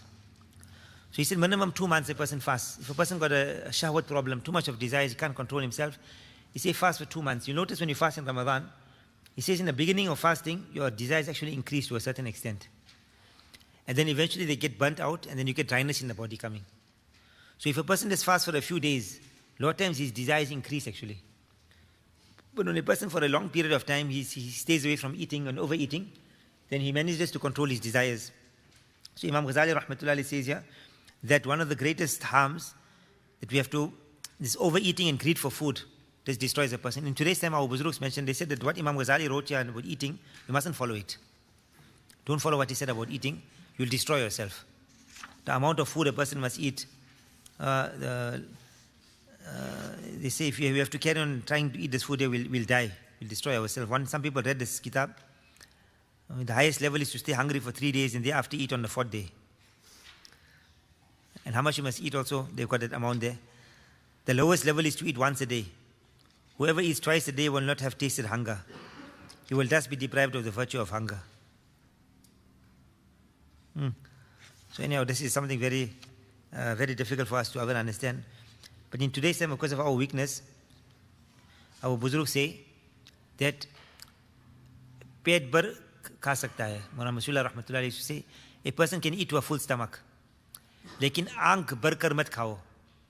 But don't fill up your eyes and eat. I mean, your stomach is full now. And the one samosa is still left. And we just push it down. And now the dessert comes, so I'm full also, a little bit extra also. And now we're just pushing and pushing and pushing. And the person, the food, they see it actually comes still here. One person went to the Hakim Sahib. He said, Hakim Sahib, I've got a problem. I overate in a dawat. And I need something now because I can't sleep at night. The food is stuck till there. So Hakim Sahib gave him one powder. He said, take this powder and drink a little bit of water over it. And it will help to digest your food. He said, Hakim Sahib, always somebody told me you are a foolish person. Now I understand you are a foolish person also and your father is a foolish person. If I had any other place, I would have put another morsel of food inside there. How am I going to put that medicine inside? There's no place at all. Right till here, I've eaten. So this overeating is very harmful. But in today's time, so you eat, fill up your stomach, alhamdulillah, no problem. They say because of weakness in our bodies. But this one is do not overeat. You're full now and then you're still pushing it down. And the second thing what our ulama say in today's time is, they said, don't follow Imam Ghazali rahmatullahi in the chapter of food. They especially mentioned, they said, they don't follow him in the chapter of food, you can destroy yourself. But a person can make ihtiyat in food, precaution in food. Don't only eat halal food, kulu minat tayyibat. Allah says, eat the pure food. Ya ayyuhal ladhina, ya ayyuhan nasu, kulu mimma fil ardi halalan tayyiba. That's for a nas, Muslim and non-Muslim. In a higher level, ya ayyuhal ladhina amanu, kulu min tayyibati ma razaqnakum. And even higher level, Ya ayyuhar rusulu kulu minat tayyibat wa amalu salihah. Allah Ta'ala is addressing the rusuls, not the Anbiya alayhi salam, also the highest. And Allah is commanding them, you also must eat tayyib food. And Allah Ta'ala didn't put halal. Halal is obvious. But eat tayyib. وَعَمَلُوا صَالِحًا, the effect of this, you will be able to do good actions. Many people say, I got no shock of and desire of eating, of doing good ibadat. So you look at the food you are eating. And most of the time we're eating this outside food. Kentucky, and what's the other names? I don't know, you get chicken licken here. Oh, what's the other names you get here? Wumpy, you get Wumpy. McDonald's. McDonald's is famous, it's an American brand. And all of the other restaurants. All the time we are eating those places. Those places are now, you're traveling somewhere in another part of America. There isn't food now. So you're forced to go to a restaurant, buy some food there and you eat the food. That's a necessity. But it's not ideal. Ideal is for a person to eat at home. His wife is cooking the food. She's taking the name of Allah subhanahu wa ta'ala. And she's cooking that food. She's making dhikr of Allah. She's with wudu. And you eat that food. And in the right environment, you are eating that food. The ulama have mentioned, it's makruh for the ulama, the people of knowledge, to eat in the marketplaces. So we are going in those places, there's music playing there, the men and women are all intermingling. So this is not appropriate at all. Once one person went to Medina Munawwara, and thoughts came to his mind. He said that normally in Medina Munawwara, Makkah Mukarramah, you get this buffet style breakfast. When you go for the hotels there, then you go for this buffet style breakfast. So he said, imagine I've come to Medina Munawwara, at home I eat on the floor. We always eat this full parda in it. But I come to Medina Munawwara, the city of Rasulullah sallallahu alaihi wasallam, and here I'm sitting on a table and eating. And here I'm eating buffet style. I'm going to the table to get the food. One woman is coming and bumping next to me. And there's such an environment, and we can actually see the green dome from where we are sitting in the hotel. What a injustice it is to the sunnah of Nabi sallallahu alaihi wasallam. So the environment a person eats the food has an effect upon him. Where there's a music is playing and you are eating that food, it will definitely have an effect upon you. So not only the food we are eating, so eat tayyib food, also the environment which we are eating the food, the manner which we are eating the food, we learn to eat the food. Ana akulu kama ya'kul al-abd, like how a servant eats food. I sit on the floor and I eat. This must be our way. And we must feel proud in the form of making shukr to Allah Ta'ala. We've got the most superior way. And we shouldn't become affected by the people of the dunya and how they're having all day buffet styles and all of that there. That's not our tariqah. Our tariqah is of simplicity, of humility, and we are muhtaj of the food, we are in need of that food. And this is a great bounty of Allah subhanahu wa ta'ala. It's an act of worship. Eating is an act of worship. It's not I'm just eating food. So we read Bismillah, then we read Alhamdulillah after eating. So all of these things. So food also has a very great effect upon a person's spirituality. So Imam Ghazali rahmatullah is mentioned here.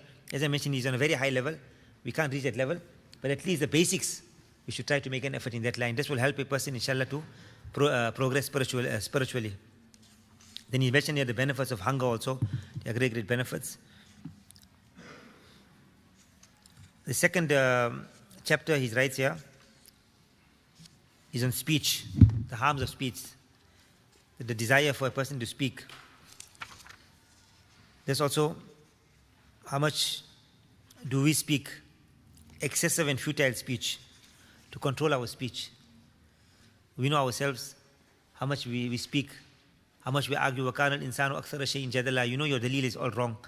But just to prove your point and to show your friend is wrong, what and what dalil the student will bring. It's normal, common, I don't know about you all, but in the rooms normally the students are having discussion. And a person knows also himself he's talking nonsense. But just to prove his point, what and what ajib dalils he'll bring and proofs he'll bring. And just I'm right. So we just speak all nonsensical, how much we waste our time in our speech. This actually, he says, if one speaks lies, a false image is created in the heart, and thus the heart becomes warped. If one utters a word of futility, the heart becomes blackened until a time when it is completely dead. That is why Nabi sallallahu alaihi wasallam emphasized the importance of protecting the tongue. He said, "May yadman li ma bayna lahyayhi wa ma bayna rijlayhi adman lahul jannah man kana yu'minu billahi wal yawmil akhir falyakun khairan aw liyasmut." No need to make the rujma, inshallah. All the students of Arabic and knowledge. He says, Abu Bakr radiallahu anhu used to place a stone in his mouth. He would not speak without necessity. One day there was, if we don't learn to control our tongue, then it leads to so many problems in married life also. Because we'll get married one day and you can't control your tongue. And now a wife is shouting you shouting her. Sometimes talaq comes out also.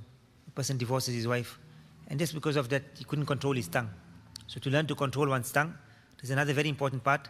Imam Ghazali rahmatullah says amongst the evil qualities found in a person, excessive speech, futile speech.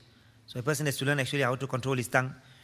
He says, so one day one lady went to one buzruk, she had a problem with her husband. Every time he comes in the house, he gives her hiding. He hits her. So she told the buzruk that, I can't manage it anymore. So buzruk said, okay, I'm giving you one wazifa. He gave us some water. He gave us some water. And he said, you must put this water in your mouth. I'm reading and blowing on this water. And you must put this water, as soon as your husband walks in out, you put this water in your mouth. As long as the water remains in your mouth, he won't be able to hit you. But the minute the water goes down your throat and gets finished, then you're going to have problems. So anyhow, for 1 month, no fights in the house. She came, she said, the water is finished now. I need to get some extra water because this thing is working like wonders. It's very good water you gave me. What you red and blue on this thing? So you say, no, actually it's normal water. But I realized the problem was whenever your husband comes home, you start fighting with him and shouting him and arguing with him. And now he can't answer you back. So now he gets violent and he starts hitting you. So I realized, just put the water in your mouth and you keep quiet. No problems. And so when a person learns to control his tongue, the husband has to learn to control his tongue, the wife has to control her tongue. The only time both of them must be screaming is when the house is on fire. Then only both of them must scream. Otherwise, the person must learn to control his tongue. So as Imam Ghazali rahmatullahi mentions, there are 20 harms of the tongue. He says, he said 20 evils associated with the tongue. Here he only mentioned 5. But in Ihya ul-Ulum, where he mentions in more detail, he mentions all 20 calamities of the tongue, how a person gets involved. So here the 5 mentions lies, backbiting, fighting and arguing, joking, too much of joking. He says it's permissible to joke occasionally, but not to make it an object of life. لا تكثر الضحك فإن كثرة الضحك تميت القلب. And number 5, flattery. He mentions this is the second point. A beautiful one point he mentioned. When Ali radiallahu anhu was praised, he would make the following dua. When Ali radiallahu anhu was praised, he would make the following dua. Allahumma aghfir li ma la ya'lamun wa la tu'akhidhni bima yaqulun waj'alni khayran mimma yadhunnun. Many of you people, mashallah, people will praise, you give a bayan, nice bayan you gave, a very good lesson, whatever. Mashallah, this Maulana is so great and they'll speak good about you. It is a beautiful dua to learn. Allahumma aghfir li ma la ya'lamun. Oh Allah, forgive me for those sins which these people do not know about. وَلَا تُؤَاخِذْنِي بِمَا يَقُولُونَ. Do not take me to task for what they are saying. وَجْعَلْنِي خَيْرًا مِمَّا يَظُنُّونَ. And Allah, make me better than what they are thinking about me. So what a beautiful dua. So we don't attribute greatness to ourselves, but immediately we are asking Allah subhanahu wa ta'ala to make us better than what these people are saying regarding us. So anyhow, this is the second quality, controlling our tongue. The third quality, anger. Anger. Anger is a flame of fire extracted from Allah Ta'ala's blazing fire. Learning to control one's anger is an important part of our deen. Nabi sallallahu alayhi wa sallam said, لَيْسَ الشَّدِيدُ بِسُرْعَةٍ إِنَّمَا الشَّدِيدُ الَّذِي يَمْلِكُ نَفْسَهُ عِنْدَ الْغَضَبِ. So mashallah, one is a person knows about anger. He'll give a whole bayan about anger. But then he will go out of the masjid and he'll meet his friend. Or he'll go home to his wife and he'll become angry upon her. And now he'll start uttering vulgarities. He just wants to hit her. There are so many men, unfortunately, and I'm not talking about you are people, are learned people, so I can say it here openly.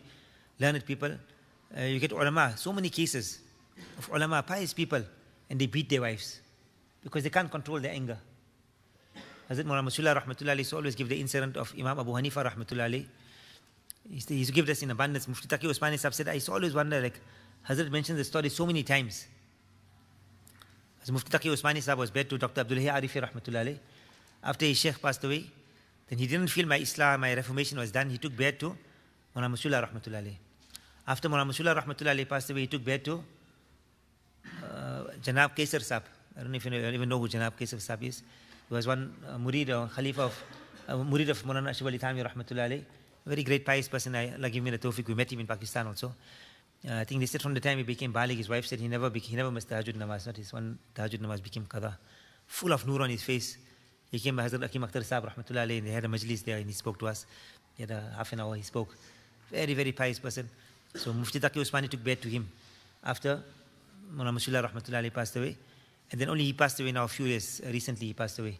So even he understood the importance of this ta'alluq and this nisbat and connection with Buzrugs. If we get time in the ending, inshallah, I will mention to you one story which Mufti Rafi Usmani mentioned to us regarding this on Islam and Reformation. So anyhow, he said, the Mullah Rasulullah rahmatullahi alayhi, so he used to, one of the sicknesses which he found amongst ulama and the pious people was anger. And he used to get very angry and very hurt that how can people have this amount of anger in them. So he mentioned we have to create the quality of hilm within ourselves, forbearance. So this is an effort a person has to make. And this is one reason why a person sits in the company of Buzrugs and pious people, to bring these qualities into our life.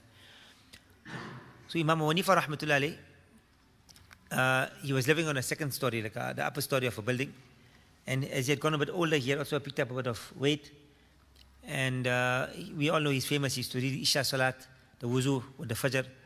The only time he used to sleep in the day was the time of Qayrullah, for a short while. Allah Ta'ala blessed him. He made a certain dua to Allah Ta'ala. Allah accepted the dua, and then he never used to sleep at night. So anyhow, Imam Hanifa rahmatullahi alayhi, one person comes there and he knocks at his door. So Imam Hanifa rahmatullahi alayhi, from upstairs, he comes down. He says, I got a masla to ask you. It was Qayrullah time. So he came down.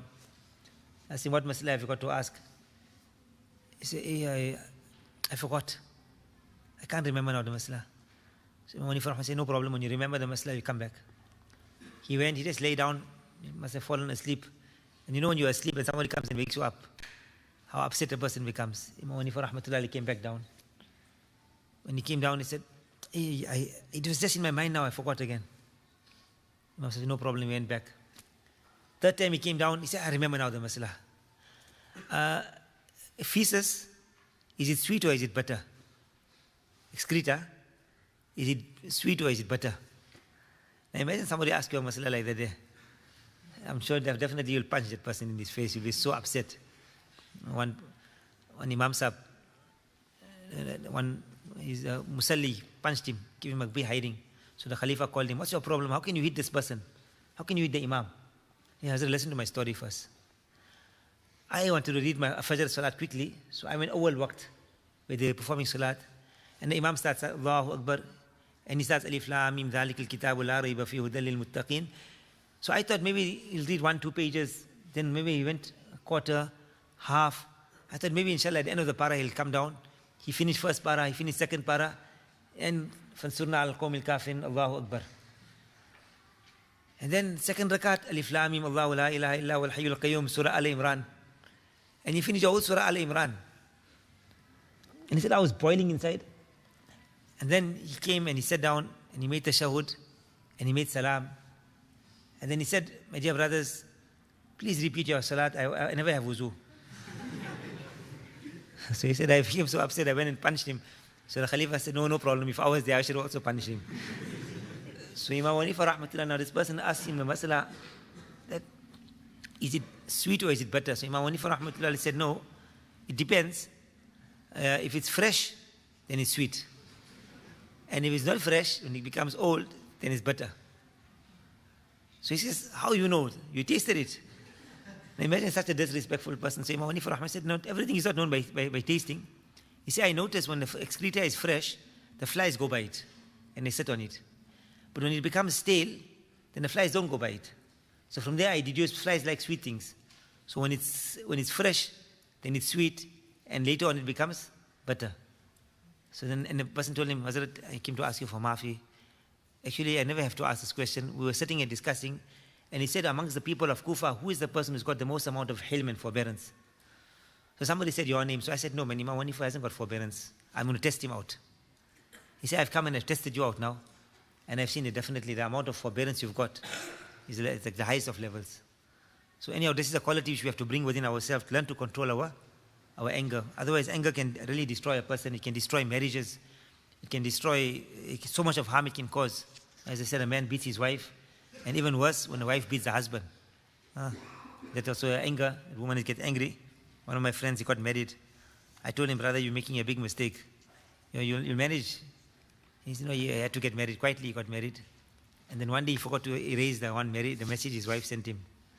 And his wife saw it, the first wife saw it. He sent a message to the second wife. And then Vicharo, he got such a hiding from his wife, then he eventually had to give her a divorce in it. And I was feeling sorry for him also. So how his wife hit him. So you get also those kind of women, unfortunately. So before you get married, just ask them, have you done any bodybuilding courses or whatever like that, so you can be safe. So anyhow, this is anger. This is also a person, Imam Ghazali rahmatullah alayhi has mentioned here. Nabi sallallahu alaihi wasallam has mentioned in the hadith that if a person controls his anger, Hazrat Hakim Sahib rahmatullah alayhi used to mention 3 hadiths. He said if you remember these 3 hadiths when you are angry, you'll be able to save yourself. Imam Ghazali also mentioned it here, but 2 of them he mentions. The hadith he mentions, Man kaffa ghadabahu, kaffa Allahu anhu ghadabahu yawm al-qiyamah. You control your anger, Allah will not become angry with you on the day of Qiyamah. So if you keep this hadith in mind, inshallah, I must control my anger. This is what Allah will do on the day of Qiyamah. Second hadith, a person who controls his anger, then mala Allahu qalbahu amnan wa imanan. Allah will fill up his heart with aman, safety and iman. A person will feel comfort thereafter when a person learns to control his anger. And the third one, which is the most interesting one, is a person who learns to man kadhama ghaydan wa huwa qadirun ala yunfidhahu. Ta'ahu Allah subhanahu wa ta'ala ala ru'usil khalaiq hatta yukhayyirahu min al-hur al-'ain ma sha'a. He'll be able to choose any of the hur or 'ain of Jannah, whatever he desires. Allah will give him. So each time you control yourself, Allah will give you one hur. So this is my own explanation of it. That normally a person gets angry on his wife. Because why? We don't want to get angry with anybody else. You know, a person says, hold me back, hold me back. Not because he was holding back, because he's frightened. If I goes and hit the guy's going to give me a big hiding. Say, hold me back, hold me back. So that's all deception. A person says, I'm so angry, I can't control myself. So normally the way a person takes out the anger and he vents his anger is on his wife. And that's a very low level. The person actually hits his wife, he beats his wife, he uses vulgar language on the woman who does the most amount of ihsan and kindness to him throughout their life. And the person is like, is a coward. So this anger also is a deception, is a lie. The person doesn't actually have, he says, I can't control myself, is a lie. He can control himself. And the dalil and proof for this is, one person one day was telling his wife, I can't control myself. You know, I'm going to finish you today. I'm going to make mincemeat of you. You've overdone it now. I can't control myself anymore. And suddenly he has a knock at the door. And he goes and he looks in the peephole and he sees his 2 brother-in-laws, his wife's brothers. They've just come back from the military. They are fully armed. And they've come to visit their sister. So now they knocked on the door. Now you turn back to your wife. You know, sometimes in a fit of anger, we just say certain things, but you know how much of love I've got for you. Now suddenly, where all the anger is gone. So before you said, I can't control myself. But now suddenly that anger is gone. So it shows anger is a deception. It's just a person can control himself. Only a person is a coward. He doesn't want to control himself. So really this is one quality which a person has to bring under control. So Imam Ghazali rahmatullah has mentioned, he's mentioned certain cures also. To read A'udhu Billahi Minash Shaitanir Rajim, to make wuzu when a person becomes angry. So this is one sickness which is found within a person amongst the evil akhlaq and characteristics. The 4th principle he writes here is jealousy. Jealousy, the first guna and sin which took place on the surface, in the heavens, was caused because of jealousy. What was the first guna and sin in the heavens? Iblis refused to make sajda. Why he refused to make sajda? Because of jealousy. He had pride in him, but he was jealous that why Adam al-Islam has got a better, higher rank than me. And the first sin which was committed on the surface of the earth was murder. Isn't? When Qabil killed Habil. And what was the reason for that? He was jealous. He's more prettier wife than mine. Jealousy. So the first sin which was committed in the heavens and the earth was because of jealousy. So Imam Ghazali rahmatullah alayhi mentions about jealousy, how much a person is a very severe sickness. I'll just give you one very simple solution to cure yourself from jealousy, which our elders mentioned. Very simple it is. And that is, whoever you are jealous over, make dua for that person. When you are jealous over a person, make dua for that person. Jealousy, you'll have hatred in your heart for that person. You want to bring him down. But you do the opposite of it. And you make dua for that person. Inshallah, Allah will change your heart into happiness. That bad feeling which you've got in your heart for that person, ideally is even to give that person a hadiyah, a gift. Speak good of him, even though you are burning within yourself. Allah eventually will change your heart. It will become very comfortable. So the 4th quality is jealousy. 5th principle, stinginess and love of wealth. Love of dunya. He mentions this in great detail. What is sufficiency, what is necessity, what is the limit of stinginess and the cure for stinginess. So this is love of dunya. And Allah subhanahu wa ta'ala says in the Quran, وَقَالَ الَّذِينَ يُرِيدُونَ الْحَيَاةَ الدُّنْيَا. And what's the opposite of those يُرِيدُونَ الْحَيَاةَ الدُّنْيَا? وَقَالَ الَّذِينَ أُوتُوا الْعِلْمَ. People who have been granted knowledge. So who are actually the people of knowledge? This is actually a law of balaghat. You see, Allah Ta'ala mentioned yuridun al-hayat al-dunya. So what's the opposite of yuridun al-hayat al-dunya? Yuridun al-akhirah. Allah didn't mention it there. But Allah mentions وَقَالَ الَّذِينَ أُوتُوا الْعِلْمِ. So what's the opposite of that? Those who have not been granted knowledge, who have got jahalat in them. So Allah Ta'ala mentioned one, but He means both of them. So it's a kind of balaghat this, yeah? It doesn't normally come in the balaghat kitabs. Example in this ayat of the Quran, وَأَمَّا مَنْ أُوتِيَ كِتَابَهُ بِيَمِينِهِ. So what's the opposite of yameen? Shimal. But Allah Ta'ala after doesn't mention shimal. He mentions wara'a dhahri, behind the back. So what's the opposite of wara'a dhahri? In front. So those who are given the book of deeds in the right hand in front. فَسَوْفَ يُحَاسَبُ حِسَابًا يَسِيرًا. So what it means the other people will be?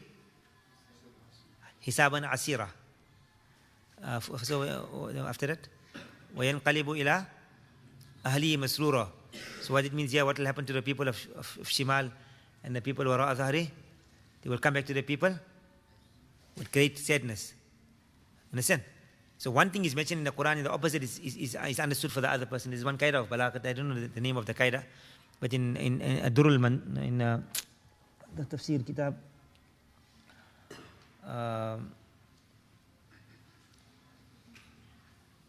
Nazmud Durar.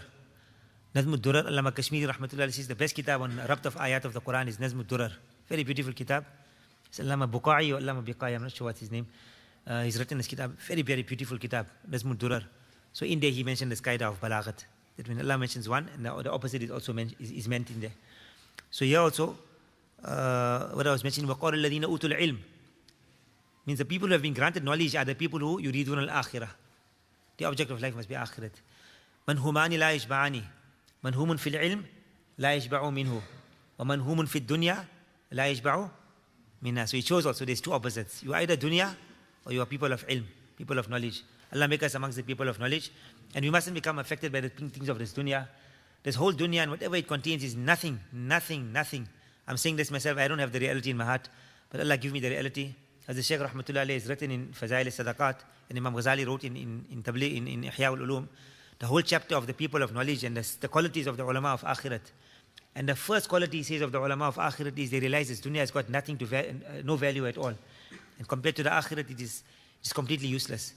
And the example of this dunya to the akhirat is like the example of having two wives. If you please one, you're going to make the other one unhappy.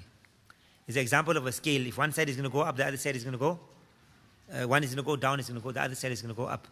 So the people of ilm are the ones, they looked at the people of dunya and they said that Qarun got nothing. He had all the money. His money is nothing at all. He's got no value at all. It comes in the hadith. The Nabi Sallallahu said if this whole dunya was equal to the wing of a mosquito, Allah would not have given the kuffar one drop of water to drink. In the other hadith, that if a person had to put this dunya compared to the akhirah, it's like a person putting his finger in the ocean and lifting up his finger from there. That one drop compared to the whole ocean is the example of this dunya towards akhirat. So some people decided, now let's work out one drop compared to the ocean, what's the comparison? So one drop is how much? How many liters, milliliters? Anybody knows? 0.05 milliliters. How much?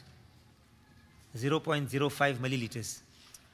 So how many milliliters how many of those will you need to fill up one bucket, 1 liter of water? Hey, in today's time, everything is calculator. How much? 20,000. MashaAllah, very good. Besides him, everyone else must go back to their school and get their school fees back. Right? MashaAllah, very good. 20,000 drops you'll need to fill up 1 bucket or 1 liter of water.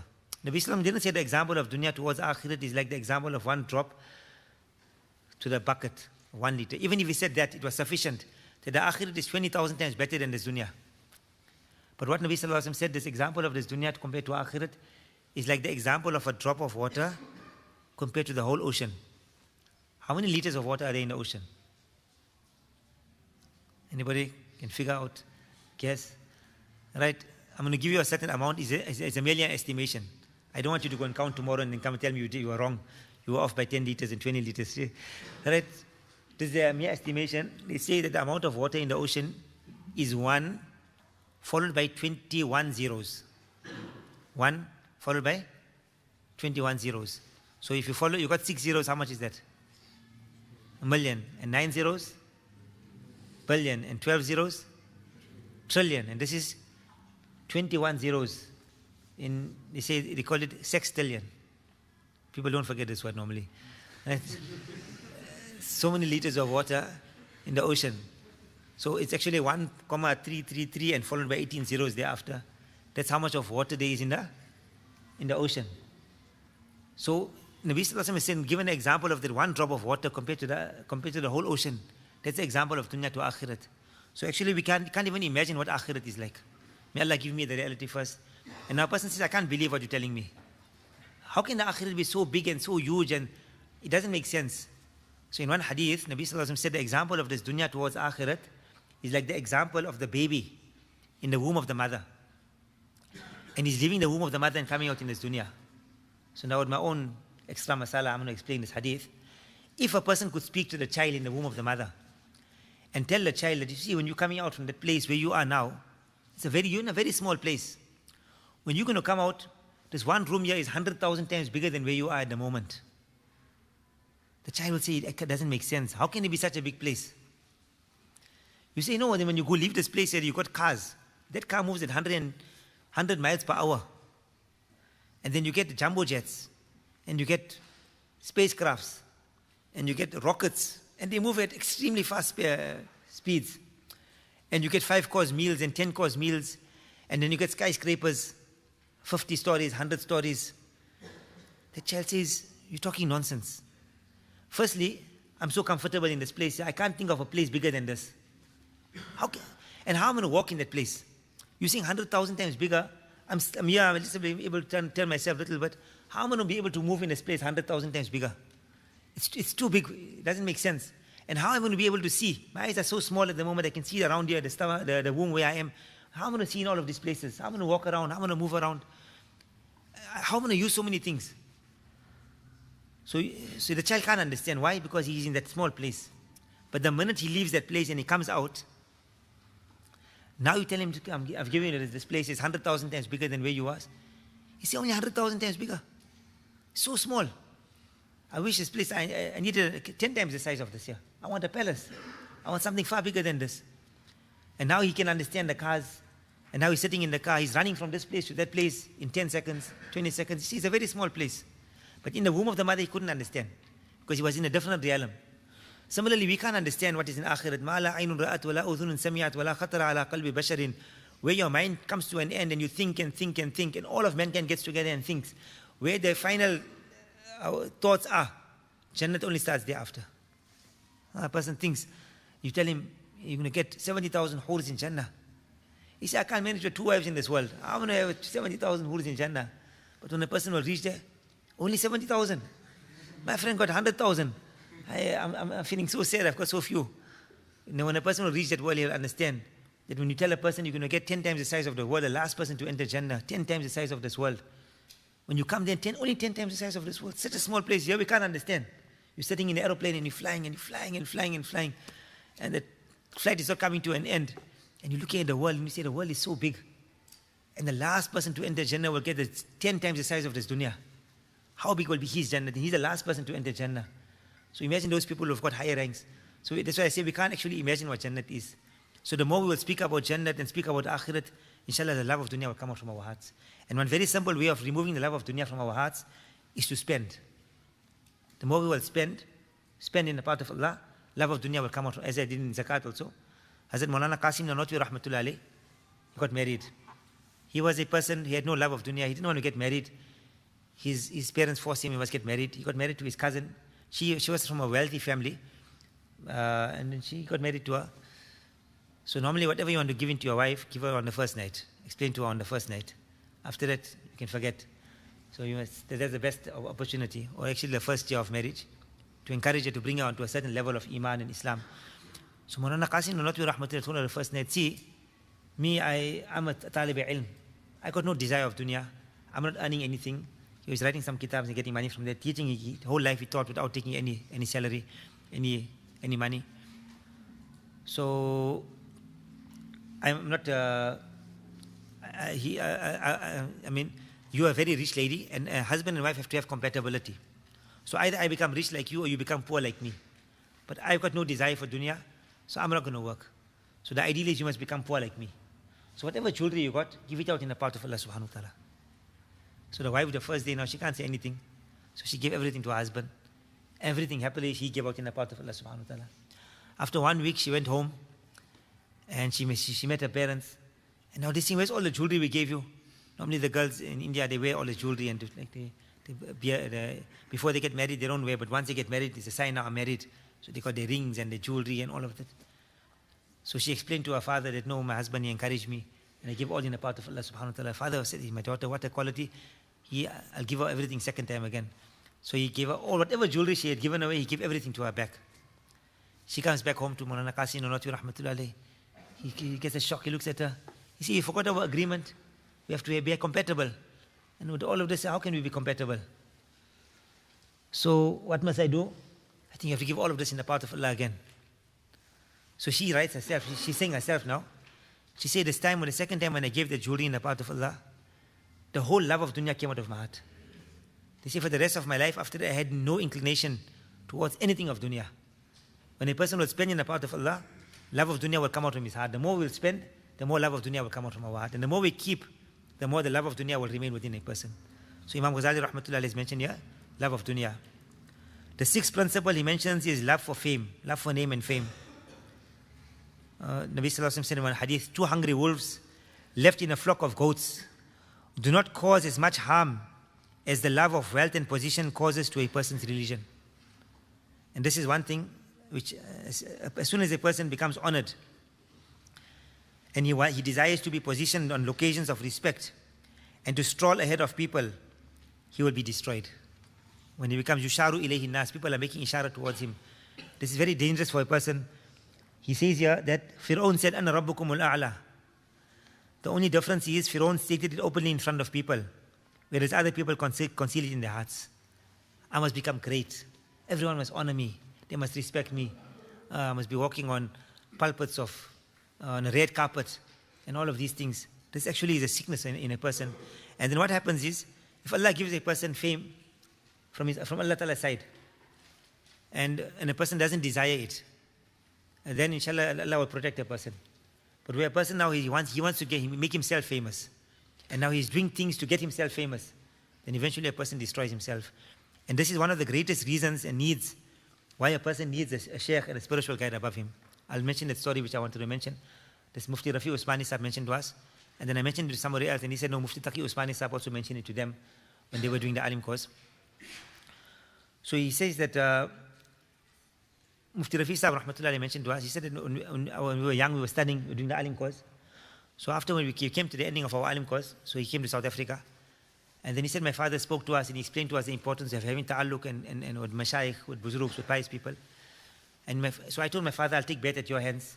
I'll become a spiritual, your son. So Mufti Shafi Sahib rahmatullahi said that, no, you see, for a child to take bet at his father's hands is not so beneficial, because when your person takes bet, a person he pledges allegiance, there must be some kind of formality. And normally between a father and son, there isn't so much of formality, it's more informality. So rather, there's 2 people at the present moment, Dr. Abdul Hayy Arifi rahmatullahi and Mullah Abdul Ghani Pulpuri rahmatullahi, and they are living Hazrat Tanvi rahmatullahi khulafa, so take bet at the hands of one of them. So he said then after it didn't happen, but after some while, when we started iftar, he said we were the first students to do iftar. There was no iftar course before the day. Mufti Shafi Sahib rahmatullahi started, and the first students to do iftar was Mufti Taqi and Mufti Rafi, and maybe some others in their class also. So we were the first people to do a takhasus fil iftar. Before that, people would just be in a madrasa. If the ustad felt this person has got the ability, he would stay under his sohbat for a while. There was no cause of iftar. And then he will give him permission. Right now you have become a mufti now, you can pass fatwas. There wasn't actually a formal cause. Nowadays, the formal cause. So he said we were the first students to do this iftar cause. And in that year, then my father explained to us again the importance. That time, Dr. Maulana Abdul Ghani Pulpuri rahmatullahi passed away. So we took bet to Dr. Abdul Hayy Arifi rahmatullahi. He said now, we were bet to him, we used to go for his programs in it. And then Mufti Shafi Sahib, my father passed away rahmatullahi. I became the principal of the madrasa, Mufti Rafi Usmani. I was 40 at that age. 40 at that time, I had 3 children. I was the principal of the madrasa. And then my brother, Mufti Taqi Sahib, I think was 5 years younger than Mufti Rafi Usmani. So he says now we used to go for the majalis every week. So one day when we went, then Mufti, Dr. Abdullah, he said he wasn't an alim also, he never studied the kitabs. But my father told me that you people will stay in his company, your pride will come out. The pride of ilm. Because ilm has got a certain pride in it. Arrogance which comes into a person. So a person has to actually remove this pride. So my father said, you are sitting in the company of a person who is not an alim. Inshallah, this will help you greater to remove the pride within yourself. Because these are men of piety, of taqwa, who've got qualities within them. I want you to benefit from their piety. So he said, anyhow, Dr. Abdullah Arifi Rahmatullahi, we went to him and he told us that, you know what? We're giving bayans. Stop giving bayans. People are calling you for jalsas in the day. I don't want you to go for any more jalsas, any more programs. So he said, no problem.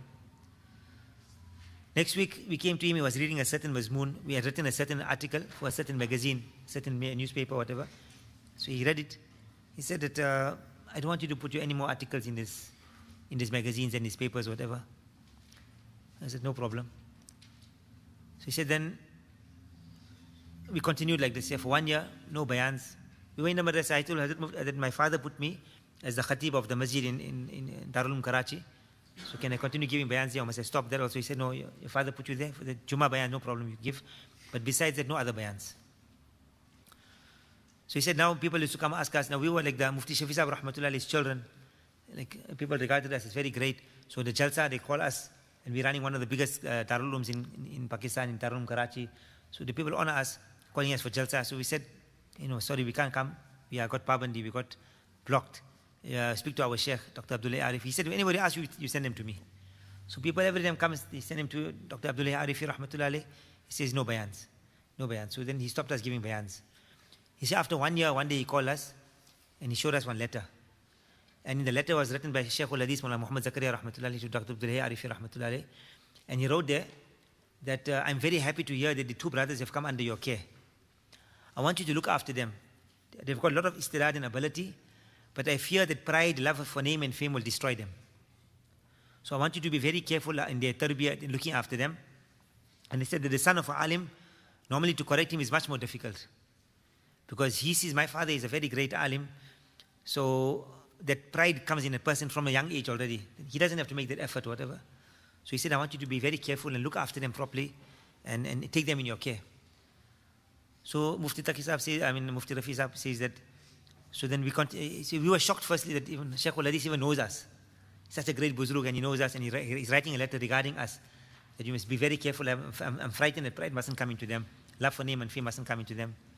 So then Dr. Abdullah Arifi Rahmatullah said, you see that I stopped you from giving bayans because I fear that pride will come. You have big jalsas, thousands of people coming for your jalsas and pride will come into you. He said, you people are not baligh as yet. You're not mature as yet. You continue progressing on the path to Allah, eventually a time will come when you'll become baligh, you'll become mature, spiritually mature.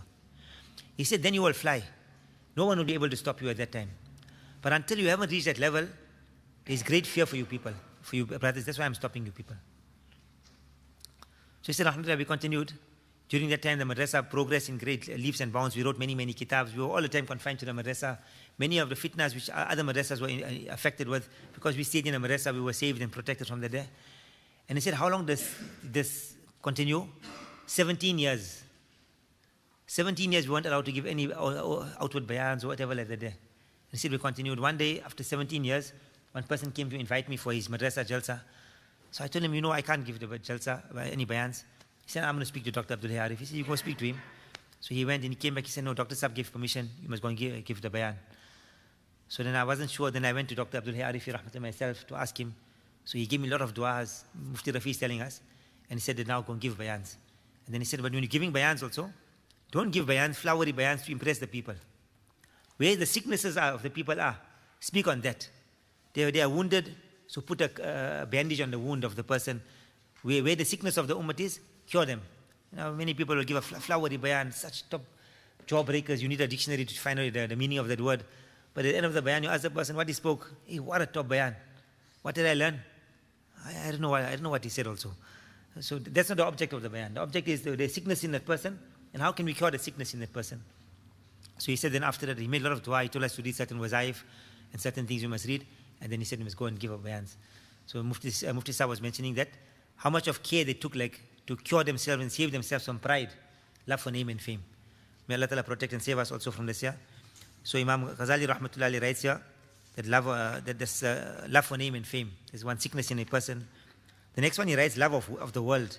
So there's a slight difference between love of money also and love of the world.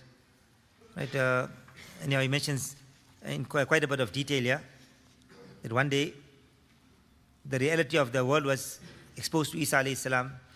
He saw her in the form of an old, ugly lady wearing different types of beautiful jewelry and clothing. He asked her, how many people have you married? She replied, I cannot count them.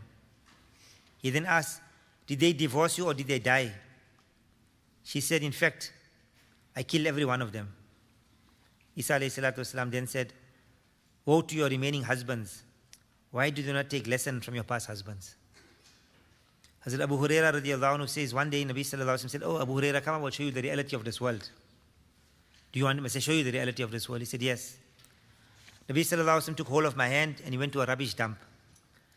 Lying there were skulls of people, excreta, tattered and torn clothing, as well as bones. Nabi sallallahu alayhi wa sallam remarked, oh Abu Huraira, these skulls used to possess hopes as you do today. They were greedy just as you are. Today they are bones without any skin. Soon they will become dust. This excreta is the different types of delicacies they used to consume. They cared not from where they earned them, whether it was halal or haram. Today the same food has been expelled from their stomachs. This food now gives off such a stench that people run away from it. These tattered rags were their adornments and clothing. Today the wind is scattering them away.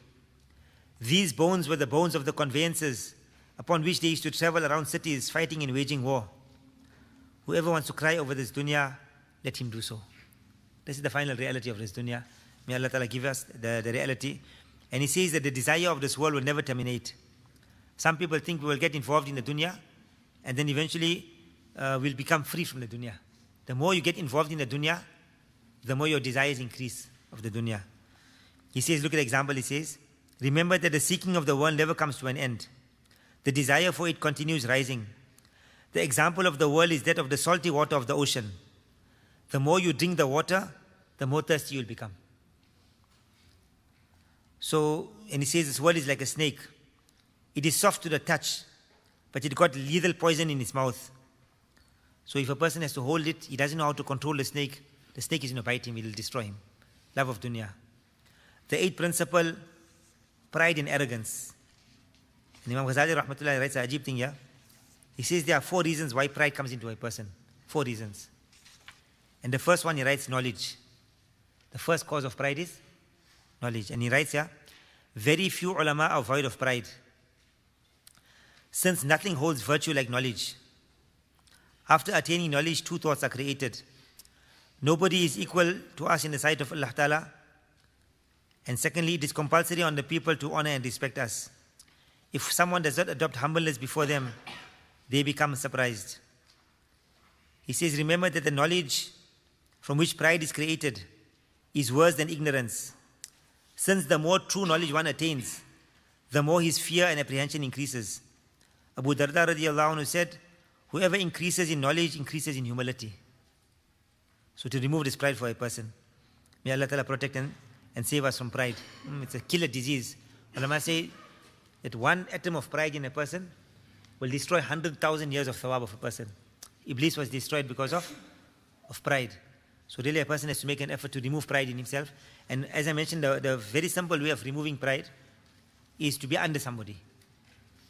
जो अपने आप को मुस्तकिल बिज़ात समझता है, हज़रत तानवी रहमतुल्लाह अलैह said, जो अपने आप को मुस्तकिल बिज़ात समझता है, वो आखिर में मुस्तकिल बदज़ात बन जाता है. A person who regards himself to be independent, finally he becomes mustaqil badzat. He becomes a completely independent, useless. He's independent, but mustaqil, complete useless he becomes. A person who regards himself to be independent. I don't need my elders. I don't need my asatidha above me. I don't need anyone for my Islam, for my reformation. I'm good enough myself. So that person eventually destroys himself completely. Pride comes into a person. And as long as we remain under the guidance of somebody, we cannot see our own faults. But somebody above us can always see our faults. So he'll be able to correct us, save us from pride, because this pride is a killer disease. And it's the habit of our elders They always kept somebody above them. Even when they became old and there was no one older than them, then they would keep their juniors to keep an eye on them. See if I got any mistakes. And what's the meaning of pride? Anybody knows the meaning of pride? Well, what's the definition of pride? Comes in a hadith.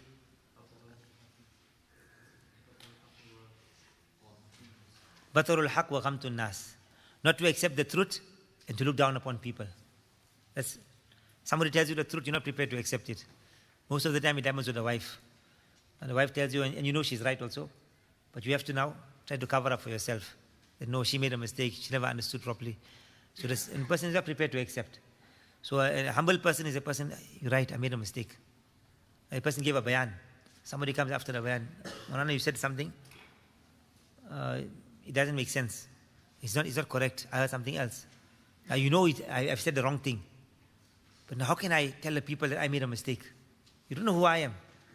I'm such a great person. How can I make a mistake? So now a person will justify his wrongs so that he mustn't be regarded as a wrong person. Whereas our buzrugs and our elders, they would stand up after that, say, I made a mistake. I gave them a masla, it was completely wrong. And this is how Hazrat Tamir Rahmatullah had actually, he used to write fatwas. So he had something he initiated called Tarjihur Rajah. That means whatever mistakes I've made in my fatwas, and somebody has given me another view now, and I realize I made a mistake. So this is the correction of it. And then he will publicize it, so people will come to know that the mistake which he had made. When another, I think Allama Kashmiri Rahmatullah heard of this, he was surprised. He said that this was the Mutaqaddimin's habit, that they would actually have something like this here. And Hazrat has revived this here, to show that we're full of faults, we're full of mistakes. Why must a person that try to justify himself, cover up for himself? I'm full of faults and weaknesses. And this is what is called humility in a person. So anyhow, the pride, he writes, 4 reasons why a person gets pride. Knowledge, acts of worship, and taqwa. And number 3, lineage and family status. And number 4, wealth and beauty. And then he gives the ilaj and the cure for all of this. Allah protect and save us from pride. The 9th principle is ujab. Ujab means vanity, self-admiration. Other people are good also, but I'm also good. I don't need, why does Tabligh Jamaat come to my house? Me, I'm a pious Muslim. I'm good enough already. I don't need to progress. So when a person has got this ujab and he feels that I'm okay, then this is very harmful. Hazrat Aisha radiallahu anha was asked, when will a person be regarded as evil? She replied, when he thinks that he is good. As long as a person feels I'm not good and I need to progress, a person will continue progressing. And the minute a person feels that, mashallah, I'm okay, then a person will start going down.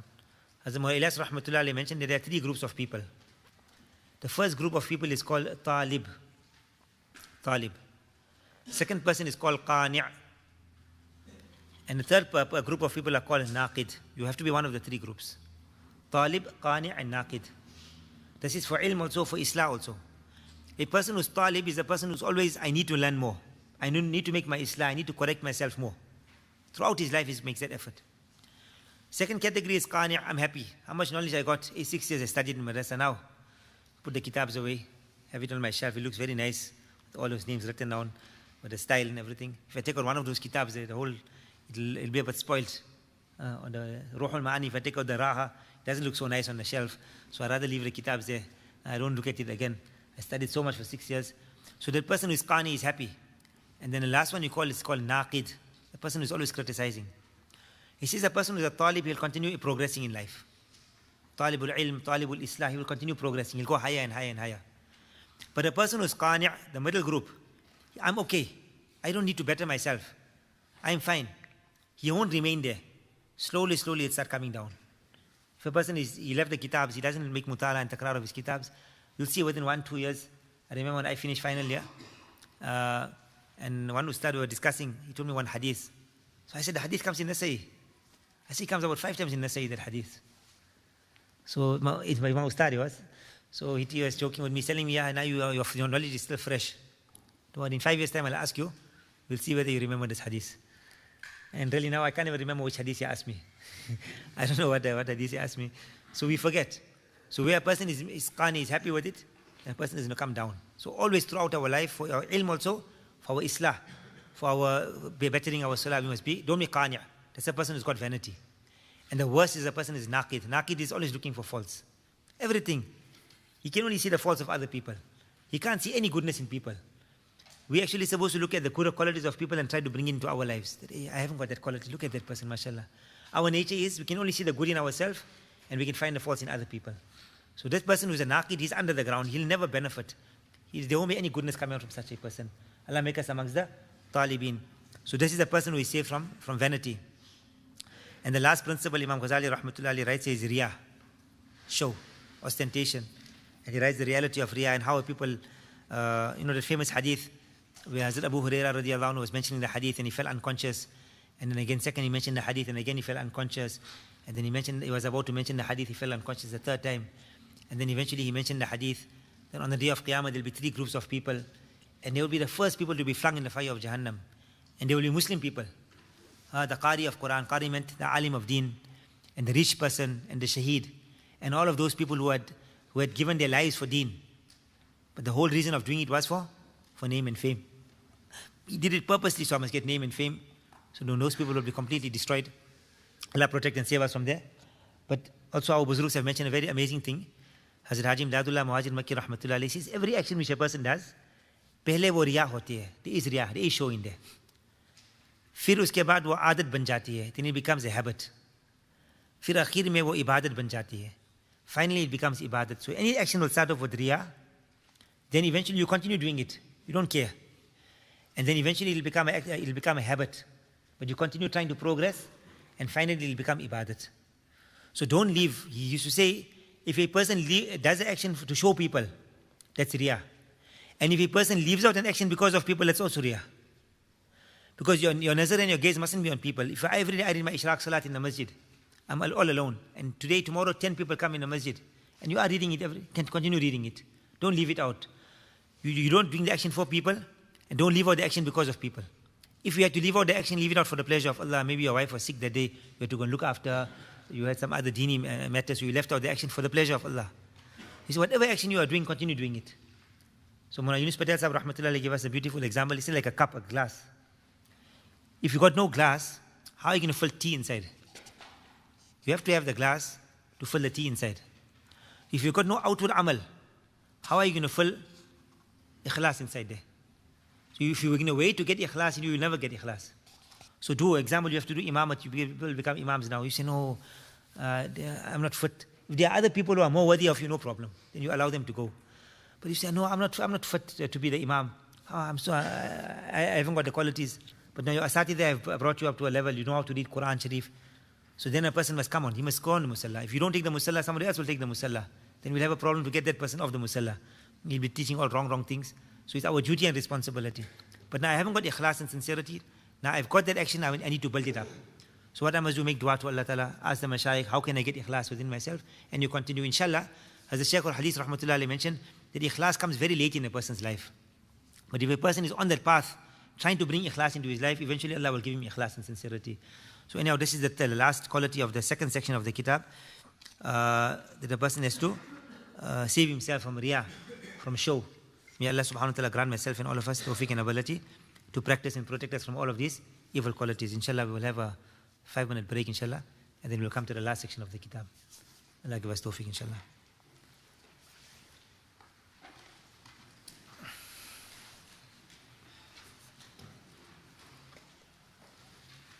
Speaking your...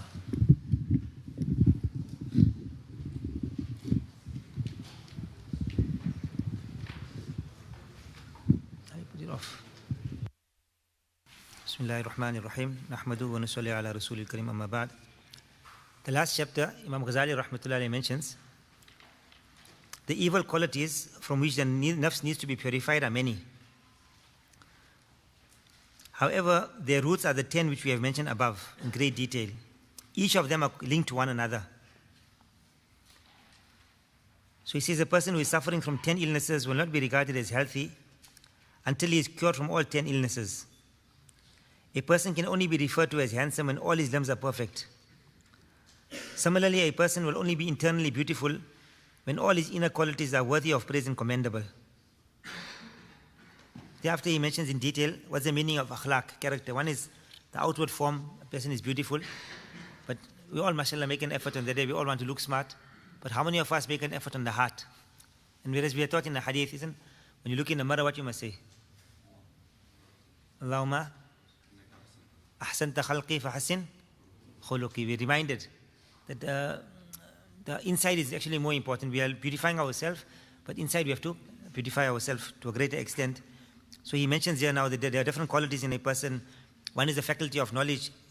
The sunnat, Nabi sallallahu alaihi wasallam was the most mu'tadil person. وَكَذَلِكَ جَعَلْنَاكُمْ أُمَّةً وَسَطًا. Moderate, moderation.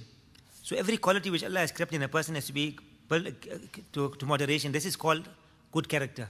For example, the faculty of knowledge.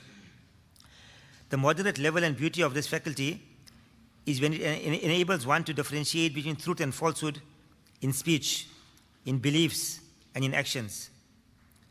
So a person must have knowledge, but the knowledge mustn't be so little but that is called a jahil, an ignorant person. That's harmful. And he mustn't have so much of knowledge that he becomes, you get some people, they're so sharp, they've got so much of knowledge that they use that knowledge in the wrong ways. You get some people, they are masters of stealing. They've got so much of knowledge, they know better than the people who build the systems, how to break in that systems, and they do.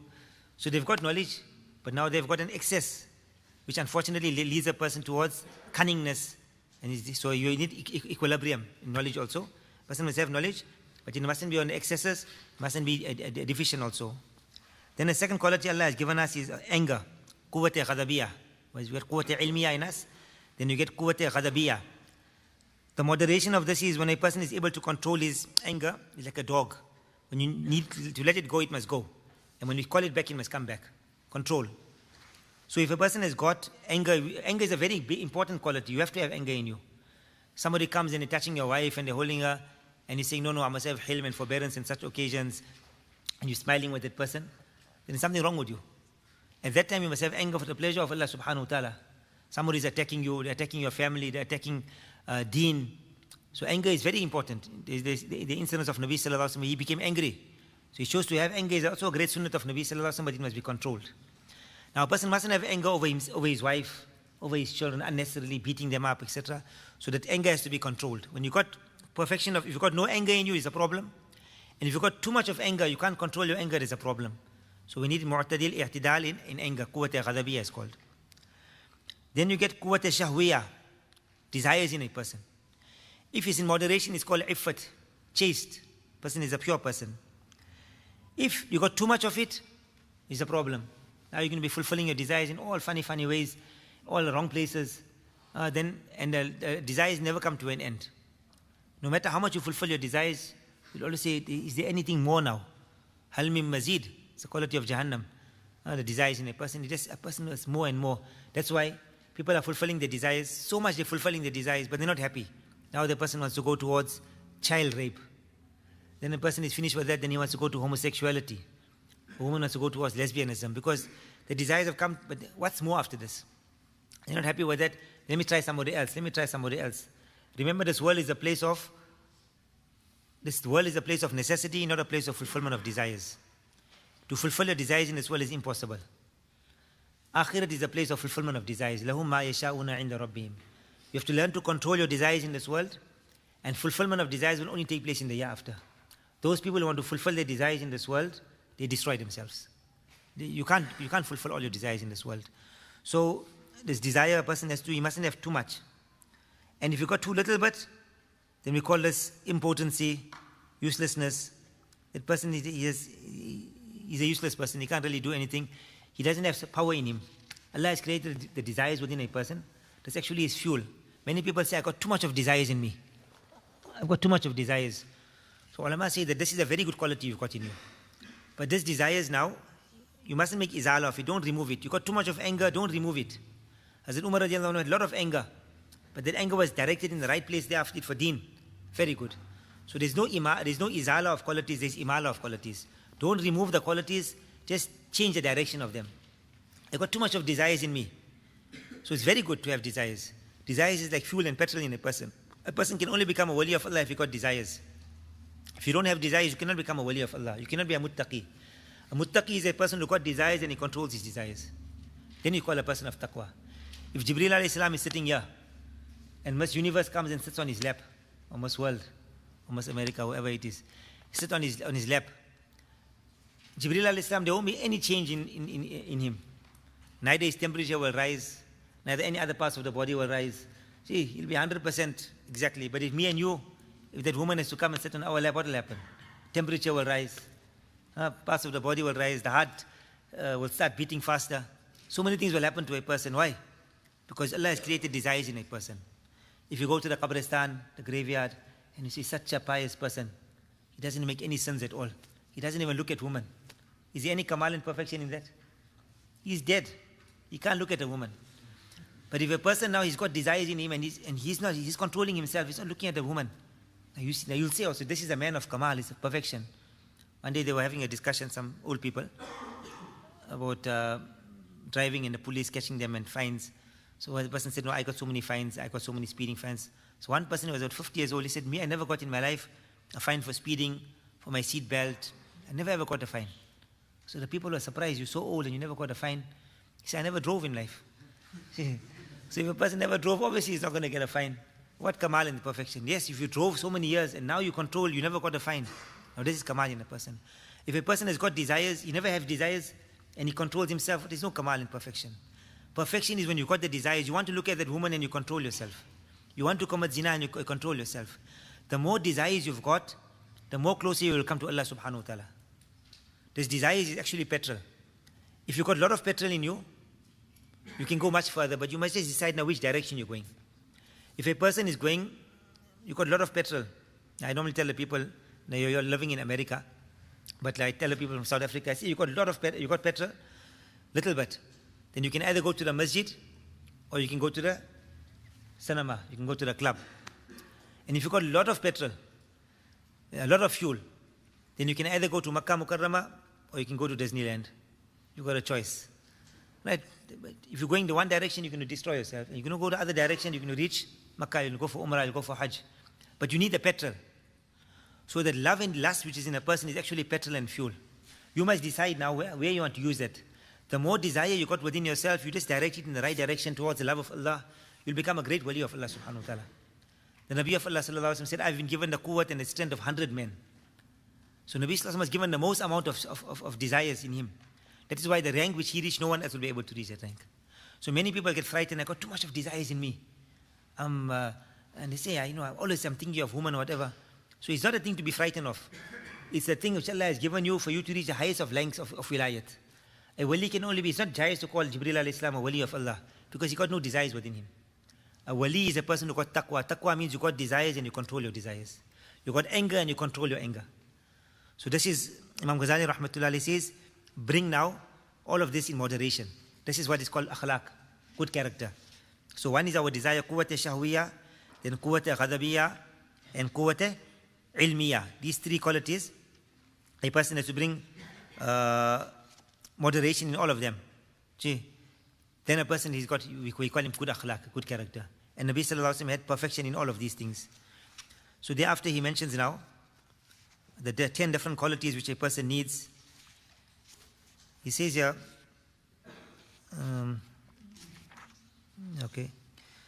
the first quality he says, noble character. The first principle is tawbah. وَتُوبُوا إِلَى اللَّهِ جَمِيعًا أَيُّهَا الْمُؤْمِنُونَ لَعَلَّكُمْ تُفْلِحُونَ. Every one of you have to make tawbah. Tawbah has to be made by everyone. He says that meaning of tawbah is الرجوع من البعد إلى القرب, to go from far to closeness. So we are far from Allah subhanahu wa ta'ala, we have to come closer to Allah ta'ala. And throughout our life, we have to continue progressing. Tawbah is something, he says, which is compulsory on every single person. He says, the tawbah of the general masses is from open sins. We are the general masses, open sins we are committing. Then you go a bit higher, you stop open sins. The tawbah of the salihin is from internal sins and evil character. The tawbah of the muttaqeen is from doubtful matters. The tawbah of the lovers is from unmindfulness, ghaflat, from Allah's remembrance. And the tawbah of the arifin, those who have recognized Allah Ta'ala, is from their being on a rank above which there are many higher stages. And since there is no ending to the stages in closest to Allah Ta'ala, the tawbah of the arif has no limit. That means throughout our life you have to make tawbah. Tawbah is binding upon you. When Adam alayhi salatu wasalam was in Jannat, then Allah Ta'ala taught him tawbah. Because you're coming in the dunya, you need to have tawbah. It's an important ingredient in your life. كل بني آدم خطاء وخير الخطائين التوابون. All of us have to make tawbah. So every action in our life we are doing is not the best, it's not ideal. So this tawbah, he says, the first quality a person has to bring into his life is tawbah. Once our Shaykh, Hazrat Maulana Abdul Hamid Sahib, he says he wrote to his Shaykh, Hazrat Maulana Shaki Muhammad Akhtar Sahib Rahmatullah, he has read at the moment, I don't know, but I'm overcome with this condition. I'm only making tawbah and istighfar all the time. All my other wazifas, I'm just leaving it out. Everything I'm seeing, I'm just seeing faults in myself. My salat is not right, this is not right, that is not right. I'm only making tawbah and istighfar. So Hazrat Hakim Sahib Rahmatullah told him, MashaAllah, Mubarak Maulana. He said, I told Maulana, Hazrat, shout me, that why you not doing your other wazifas in it? He said, Mubarak, this is the super highway to the wilayat and the closest to Allah subhanahu wa ta'ala. When a person gets the quality of tawbah in his life. So, how many of us make tawbah? We learned the famous, know the hadith, isn't it? Hazrat Abu Bakr radiallahu anhu, he said, Oh Nabi sallallahu alayhi wa sallam, Allimni du'an adu bi fi salati. Teach me a dua which I can read in my salat. And what dua Nabi sallallahu alayhi wa sallam taught him? Allahumma inni zalamtu nafsi. ظلما كثيرا ولا يغفر الذنوب إلا أنت فاغفر لي مغفرة من عندك وارحمني إنك أنت الغفور الرحيم. The greatest teacher, teaching the greatest student, the greatest form of worship, in the greatest of errors. And what dua is teaching him? Allah, I mean, I've done a zulm upon myself. Where can I fulfill the right of Allah subhanahu wa ta'ala? I'm making tawbah from far, and I want my salat to become better. And subhanAllah, this narration actually says, Allimni du'an adu bi fi salati. Then I was looking for some du'as. So when a person enters the house, what's the famous sunnah dua when you enter your house? What's the dua when you enter your house? You guys are not reading the dua, that's why you don't know. Allahumma inni as'aluka khairal mawlaji wa khairal makhraji. Bismillah walajna wa bismillah kharajna wa ala Allahi rabbina. Tawakkalna, mashallah. One person knows. They forgot to read the dua. Just make a salam when you enter the house. You enter the house and Allah's name is not taken, shaitan comes in with you. Right, so we should read the dua. But now I was looking, so I found 3 duas when you enter the house. This is one dua. The other one is the dua of shukr. Alhamdulillah alladhi at'amana wa saqana. Alhamdulillah alladhi awana wa kafana. Alhamdulillah alladhi manna alayya fa afdal. As'aluka an tujirani min an-nar. The second dua. And the third dua, which comes in the kitabs, is the same dua. Allahumma inni zalamtu nafsi dhulman kathira. It comes in a hadith. Abu Bakr radiallahu anhu said, Allimni du'an adu bi fi salati wa fi bayti. So they mentioned Wafi Baiti. So I said, now where does Wafi Baiti comes? Let me check up in the Hadith Kitab. So anyhow, this was maybe in Ibn Sunni or whatever, we found Wafi Baiti in your house. When you enter your house, you must read this dua. Then I found this narration, it comes in Muslim Sharif. I was like shocked. Muslim Sharif, such a famous kitab. They just got the Hadith, Allimni du'an adu bi fi salati. Then they got some other sunnahs after that there. Wafi riwayatin Wafi Baiti. So anyhow, I got so happy, like you learn one extra sunnat. Allah gave us tawfiq to make amal upon it. And then, I was teaching Riyadh al-Salihin this year with the students, and we came across the same hadith. And Imam Nawawi rahmatullahi alayhi got it there. Allimni du'an adu bi fi salati wa fi riwayatin wa fi bayti. It actually comes in Riyadh al-Salihin, but it never crossed my mind any time. So many years I even saw that narration. And then actually when you enter your house, you must read this dua also. Allahumma inni zalamtu nafsi. Right, so I was speaking about tawbah. So we thought to read tawbah in salat. After every action of ours, tawbah, istighfar. You made Hajj also, make tawbah, istighfar. Because whatever actions we do is completely deficient. وَمَا تُقَدِّمُوا لِأَنفُسِكُم مِّن خَيْرٍ تَجِدُوهُ عِندَ اللَّهِ وَخَيْرًا وَأَعْظَمَ أَجْرًا وَأَقِيمُوا الصَّلَاةَ وَآتُوا الزَّكَاةَ وَأَقْرِضُوا اللَّهَ قَرْضًا حَسَنًا وَاسْتَغْفِرُوا اللَّهَ. Ask Allah Ta'ala for forgiveness. So this is tawbah. So this is the first quality of akhlaq hamida, good qualities, is a person must make tawbah. Imam Ghazali rahmatullahi says that why when we're sick, we all go to the doctor, we want to cure ourselves, but when it comes to spiritual sicknesses, no one is worried about it. He said the reason for this is, we can see our bodily sicknesses, but the sickness of the heart we can't see. The internal sicknesses we cannot see. Second thing is, we have not seen the result of the sickness. That's why we set in concern, Allah is Ghafurur Rahim. But when we got physical sicknesses, we don't say Allah is Ghafurur Rahim, Allah will cure me. We make so much of effort, we go to the doctors, we take medication, and we try to come out of that sickness. So we haven't seen the result of it. And the third thing he writes there, the lack of spiritual doctors. We don't get so many doctors in today. This Imam Ghazali rahmatullah is writing maybe 800-900 years ago. He says this is something very, very sad. Since the doctors of these spiritual sicknesses are the scholars and the intellectuals, they too, however, have become sick. When they are not concerned about their own treatment, how can they treat others? It is obvious that the most destructive disease is the love of the wealth and this dunya. In this era of great trials, it is the scholars who are most entrapped in this sickness. It is for this reason that they do not possess the courage to prevent others from the love of the dunya. In fact, out of fear of disgrace, they do not even make apparent that the love of this world is evil. And from all the spiritual sicknesses, this is such a destructive one from which it is difficult to escape. It is for this reason that the sickness has become incurable. When an epidemic or plague breaks out, no one is aware of the treatment, and the doctors themselves are suffering from the same sickness. How can safety from this sickness be ever thought about? The worst calamity is when the general people, on seeing these scholars, have now become inclined to the dunya even more. There is no way to turn these masses towards medication and cure, since these are the scholars who are being followed. The general person regards them as his guide and leader. When he sees them entrapped in the love of dunya, he feels this to be a good trait and follows them headlong. When this occurs, what hope is there of reformation? How lamentable that those people who were sent as doctors, instead of providing the treatment, actually have increased the sickness. Those who have become as reformers, have become the mischief makers. Those who have been placed as guides are themselves astray and desire to lead other people astray. It is though they have placed a barrier at the mouth of a spring which gives out sweet water. They are not drinking themselves, and they are not allowing other people to drink. Oh, if only the world could be rid of such people, and this barrier be removed from the mouth of the spring. If they themselves are unworthy, let them be so. But why are they closing the spring for other people? They should move aside so that at least others could satiate and quench their thirst. May Allah save us and protect us from being amongst these spiritual doctors who are leading the people astray. At least, as Imam Ghazali says, that we are weak in ourselves, but let's speak about these things so that Allah eventually gives us the reality of this. So this is the first quality. A person has to bring tawbah into his life. The second quality is fear, the fear of Allah subhanahu wa ta'ala.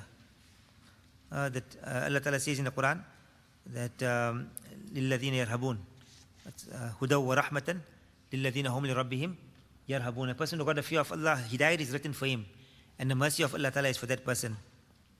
إِنَّمَا يَخْشَى رَضِيَ اللَّهُ عَنْهُمْ وَرَضُوا عَنْهُ ذَلِكَ لِمَنْ خَشِيَ رَبَّهُ. Person who has khashiyat, the fear of Allah ta'ala, not khawf, but khashiyat. Khashiyat means the azamat and the greatness and the grandeur of Allah is in the heart of a person. Then Allah will be pleased with that people, and those people will be pleased with Allah subhanahu wa ta'ala.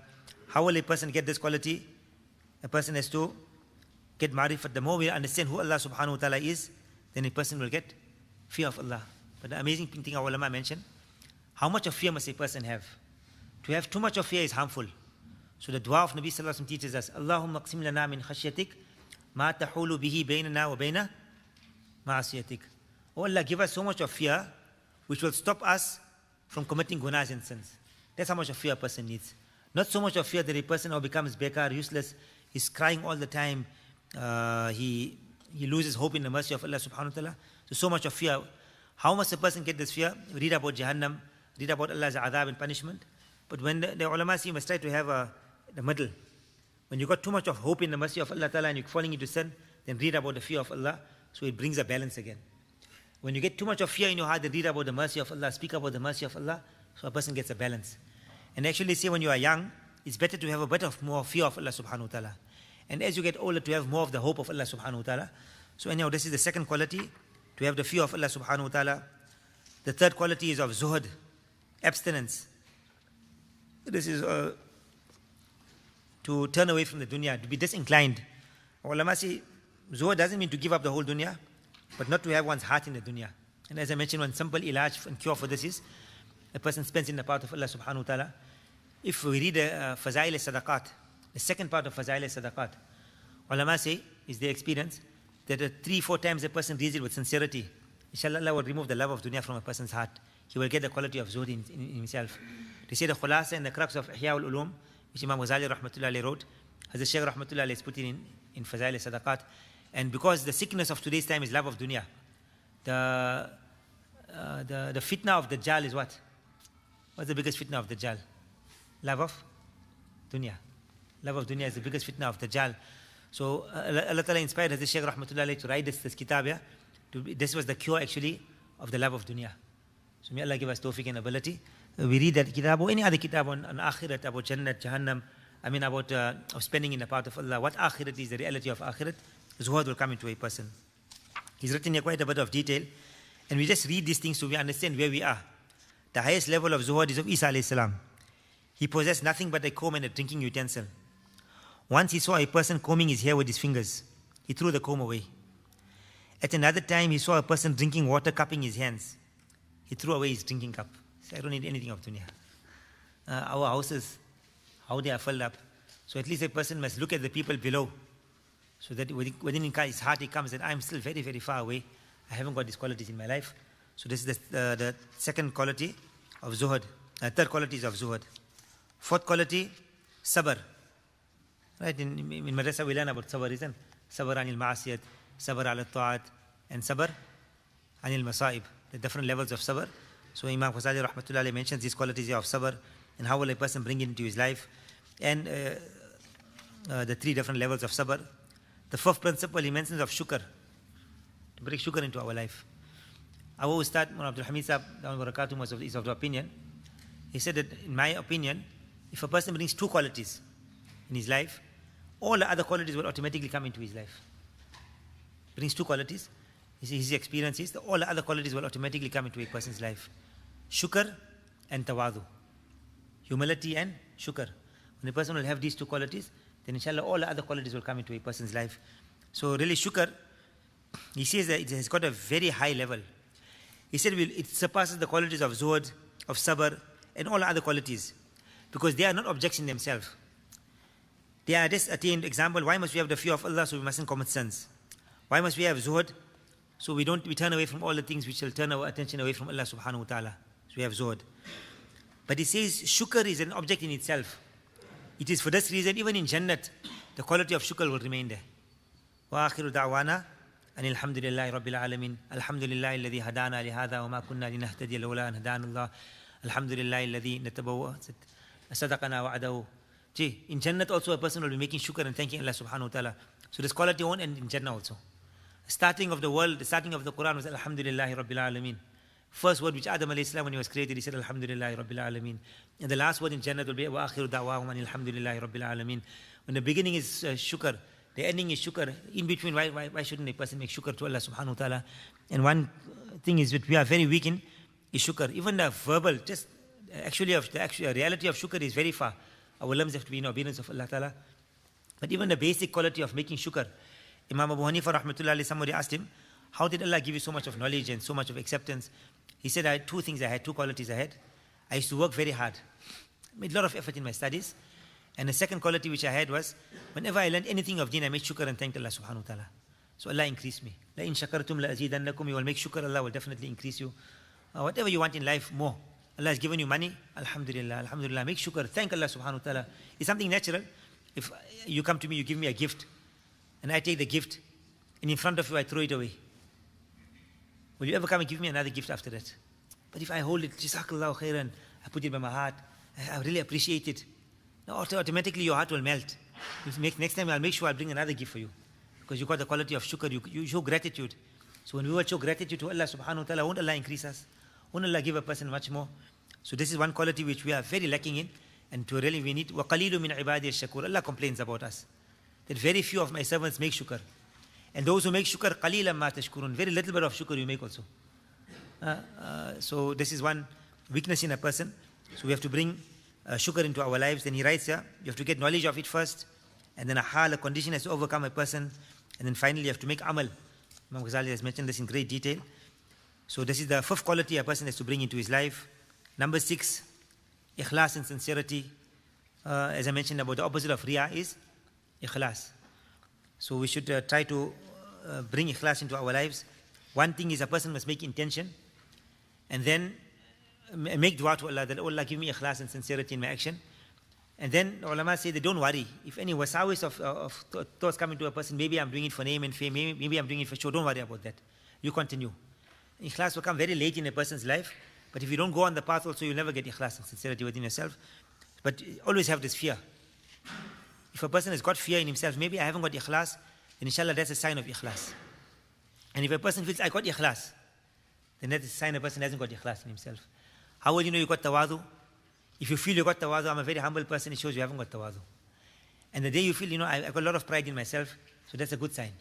It shows, inshallah, a person has got a level of tawadu.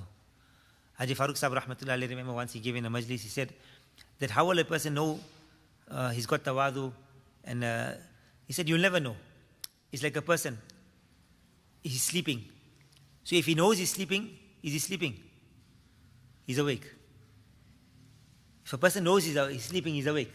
I'm sleeping. But the minute he doesn't know he's sleeping, then he's actually sleeping. So he says similarly, when you feel I got tawadu, then you haven't got tawadu. But when you don't know, you feel I got takabbur and pride, then inshallah that's a sign of tawadu in a person. So a person has to continuously try and make an effort in that line. So there's ikhlas and sincerity also. He mentions here about, firstly, to make intentions. After making intentions, to bring ikhlas and sincerity into our life, only for the pleasure of Allah subhanahu wa ta'ala. So Imam Ghazali rahmatullah has mentioned also in quite a bit of detail. The seventh point he mentions here is tawakkul, trust in Allah subhanahu wa ta'ala. As I mentioned, I'm just mentioning these points so for us to understand where we have to go to still. And we're very far from there. But at least we come onto that path and we start walking on that path. Inshallah, Allah will give us the reality. A person makes intention. Allah is very, very kind and very merciful. Inshallah, according to our وَإِنَّمَا لِكُلِّ امْرِئٍ مَّا نَوَىٰ, we make an intention towards it, Allah will bestow us and bless us with this. Seventh principle is tawakkul. وَعَلَى اللَّهِ فَلْيَتَوَكَّلِ الْمُؤْمِنُونَ. Then a person has to bring this level of tawakkul. There are different levels of tawakkul also. And Imam Ghazali rahmatullah is mentioned here. That can a person keep things for the future? It's permissible for a person to keep things for future. If a person has got a family, it's permissible for him to save up provisions for a full year. Deep freezers, isn't it? Because last is Qurbani meat also. It's the last thing. And some people, it's sunnah to Qurbani day you must eat the meat of the animal, the first thing. I don't know here in America if they allow you to slaughter in the day, or you have to go to the slaughterhouses. But some people now, it's too long to wait for the animal to get slaughtered. So what they do, this is Qurbani, they keep the Kajee, they keep the liver. And next year, Qurbani time, they cook it. So they say, the first thing we ate was the Kajee, following the sunnah. You're supposed to eat this year's Kajee, this year's liver. And that's one way of it. So 1 year you can keep. They say Nabi Sallallahu Alaihi Wasallam did this with his respected wives. He would grant them expenses for a full year. However, his own condition was such that if he acquired more food in the morning, he would not keep it for the evening meal. So this is the highest level. A person has to make an effort on this year. Allah grant us tawfiq. The eighth principle, he says, is muhabbat, the love of Allah subhanahu wa ta'ala. And this is actually one thing which Hazrat Maulana Shaki Muhammad Akhtar Sahib rahmatullah used to say, that this is one very easy way to reach Allah subhanahu wa ta'ala. He said that many people, they want to reach Allah subhanahu wa ta'ala. There's different ways. Imam Ghazali rahmatullah's view was you must try to remove all the evil qualities one by one, and then you start bringing the good qualities in your life. So this is one tariqah, one way of doing it. But our mashayikh of the opinion that instead of making so much of effort, we have to know what is the evil qualities and remove them slowly. But you see, one very simple way is, you see if you've got a garden, and a person in the garden is going and he's trying to remove all the weeds. So he removed the weeds. He worked for 2 hours or 3 hours. He removed 3 meters of weeds. He looks back and he sees 5 more meters of weeds have grown again. And now he's thinking, where am I ever going to finish with this year? So that's one way. You try to remove the qualities, but then it's growing slowly in the back. So it's a bit difficult way. He says a very simple way is, you take a matchstick and you light the whole garden. Everything will be completely destroyed. All the weeds and all of that will come to an end. Now whatever you want to plant in there, you will be able to plant. So Hazrat said, when you put the flame of the love of Allah subhanahu wa ta'ala in the heart of a person, all of these sicknesses will easily come out from a person. And one ayat of the Quran, إِنَّ الْمُلُوكَ إِذَا دَخَلُوا قَرْيَةً أَفْسَدُوهَا وَجَعَلُوا عِزَّةَ أَهْلِهَا ذِلَّةً. Maulana Shah Wasiullah rahmatullah alayhi was a great Khalifa of Maulana Ashraf Ali Thanvi rahmatullah alayhi. He said, it's not a tafsir of the ayat, but one nukta, one point which was taken out, that the kings, when they enter any village or any place, afsaduha, they destroy it, they ransack it, and all the honorable people are made disgraced. He said, when the King of Kings, Allah subhanahu wa ta'ala, enters the heart of a person, then all those honorable things, all the gunas and sins and the filth and dirt which are in the heart of a person, Allah will disgrace it and Allah will remove it from a person. The love of Allah subhanahu wa ta'ala will bring into our hearts. So this is one which is a simple thing, to create the love of Allah subhanahu wa ta'ala in the heart of a person. Imam Ghazali rahmatullah alayhi says that we know love. Everyone knows love is something which is, it's an internal thing. It's a thing of the heart. And everyone loves things. we love a car, we love women, we love internal things also. We love a good akhlaq and character. You can't see good character. You love Nabi sallallahu alayhi wa sallam, you never saw him. But because he had internal qualities. So, he says, but unfortunately, many people deny love of Allah subhanahu wa ta'ala. They say you love cars, they can understand. You love women, they can understand. But the love of Allah subhanahu wa ta'ala, and as I mentioned earlier, that the lust which is in a person, the more lust a person has got, the more love of Allah ta'ala a person can acquire. So there's one dua of Nabi sallallahu alayhi wa sallam, Allahumma inni as'aluka hubbak, wa hubba man yuhibbuk, wal amal alladhi yuballighuni hubbak. Oh Allah, I ask you for your love, the love of those who love you, and those actions which will lead me to your love. So one was make dua to Allah subhanahu wa ta'ala, but there was a very great alim, Allama Sayyid Sulaiman Nadwi rahmatullah alayh. So he gave an explanation of this hadith. He said an amazing thing Allah ta'ala mentioned in this hadith. Oh Allah, I want you your love. And the love of those who love you, and those actions which will lead to your love. He said Allah subhanahu wa ta'ala mentioned His love, which is a bit difficult to acquire directly. And a'mal and actions which will take a person to the love of Allah is to do amal. It's a bit difficult upon a person to make tilawat of Quran and salat and all of that. It's not so easy. But in between, Allah mentioned the love of those who love you. He said if a person gets the love of those who love Allah subhanahu wa ta'ala, the lovers of Allah, you get those love, the love of that person, automatically the love of Allah will come into your heart, and the tawfiq of doing actions which will lead a person to the love of Allah will become. That's why Allah, Nabi sallallahu alaihi wasallam mentioned this in the middle. So you just bring this one in your life, automatically the first one will come and the last one will also come into a person. So he says this is a very simple way to get the love of Allah subhanahu wa ta'ala. So this is something which a person has to make an effort, and really love is something which everyone loves. Isn't? Everyone loves love. Nobody hates love. We all want to love, and we like to be loved, and we like to love others also. So the greatest benefactor is who? Allah subhanahu wa ta'ala. So how can a person not love Allah subhanahu wa ta'ala? That woman you are running after, she's not going to benefit you in dunya, she's not going to benefit you in akhirah.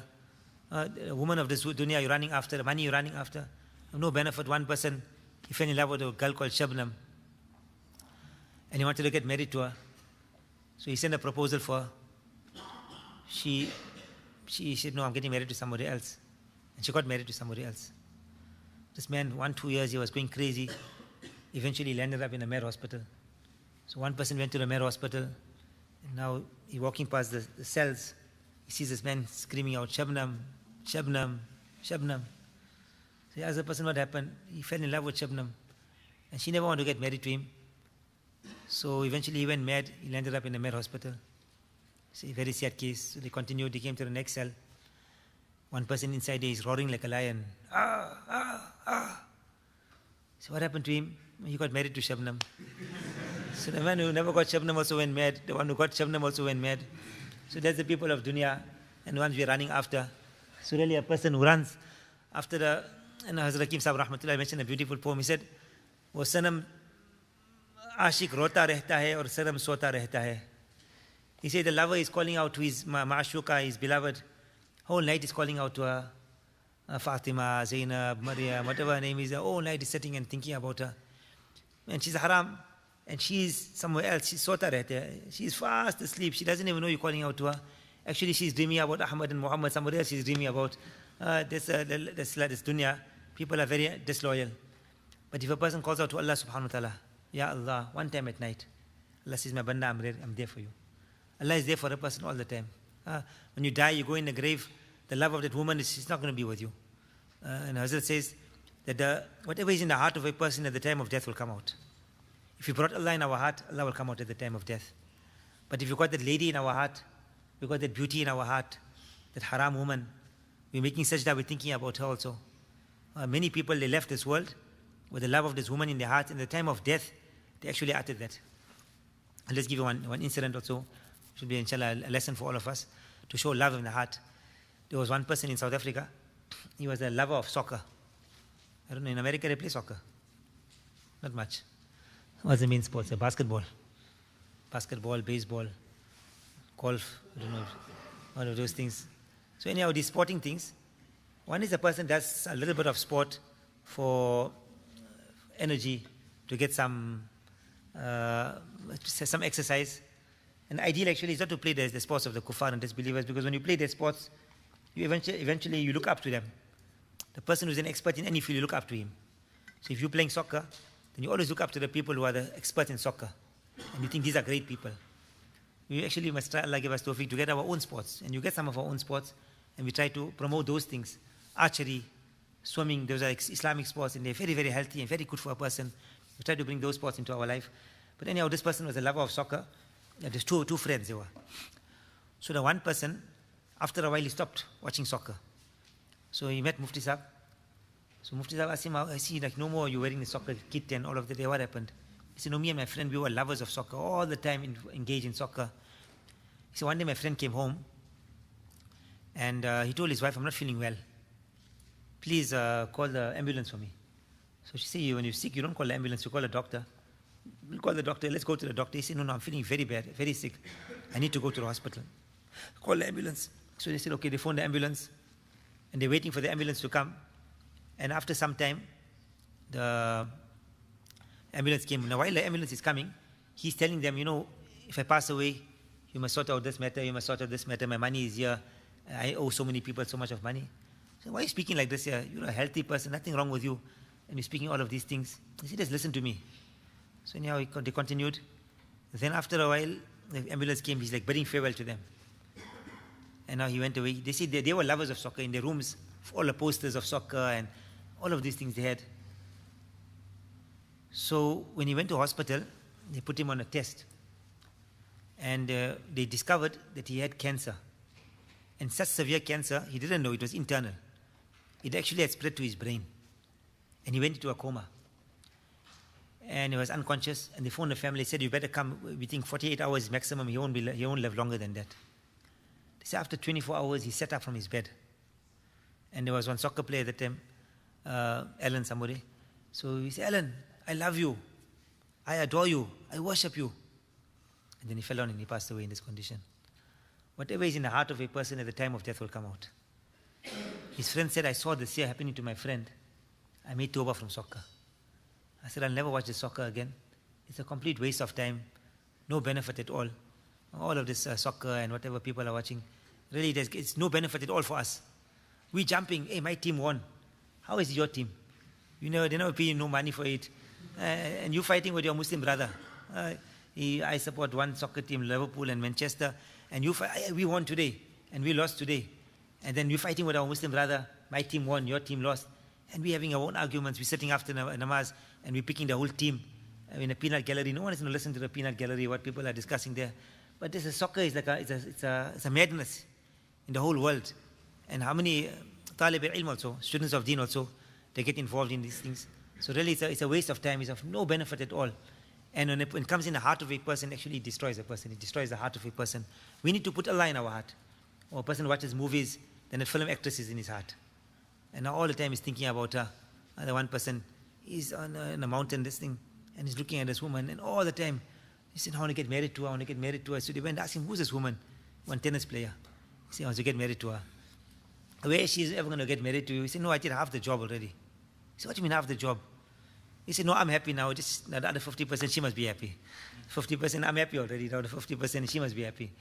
So all of this is deception. So we're putting this woman in our hearts. We're putting these soccer players in our hearts, these sports stars, and these people in our hearts. Really, this is a thing at the time of death. Whatever is in the heart of a person will come out. Let us bring Allah in our hearts. The greatest thing is the love of Allah subhanahu wa ta'ala. May Allah make it such. Allahumma inni as'aluka hubbak wa hubba man yuhibbuk wal amal alladhi yuballighuni hubbak. The lowest level of love is love for one's benefactor. Think about the bounties of Allah subhanahu wa ta'ala, what Allah has given us. These other people haven't given us anything. Who gave us our eyes? Who gave us our ears? Who gave us our hearts? Who gave us our bodies? Who gave us iman? Just pondering over the bounties of Allah ta'ala will create in a person the love of Allah subhanahu wa ta'ala. As Maulana Ashwali Tanwi rahmatullah says, you do 5 actions, you will get the love of Allah subhanahu wa ta'ala. 5 simple actions.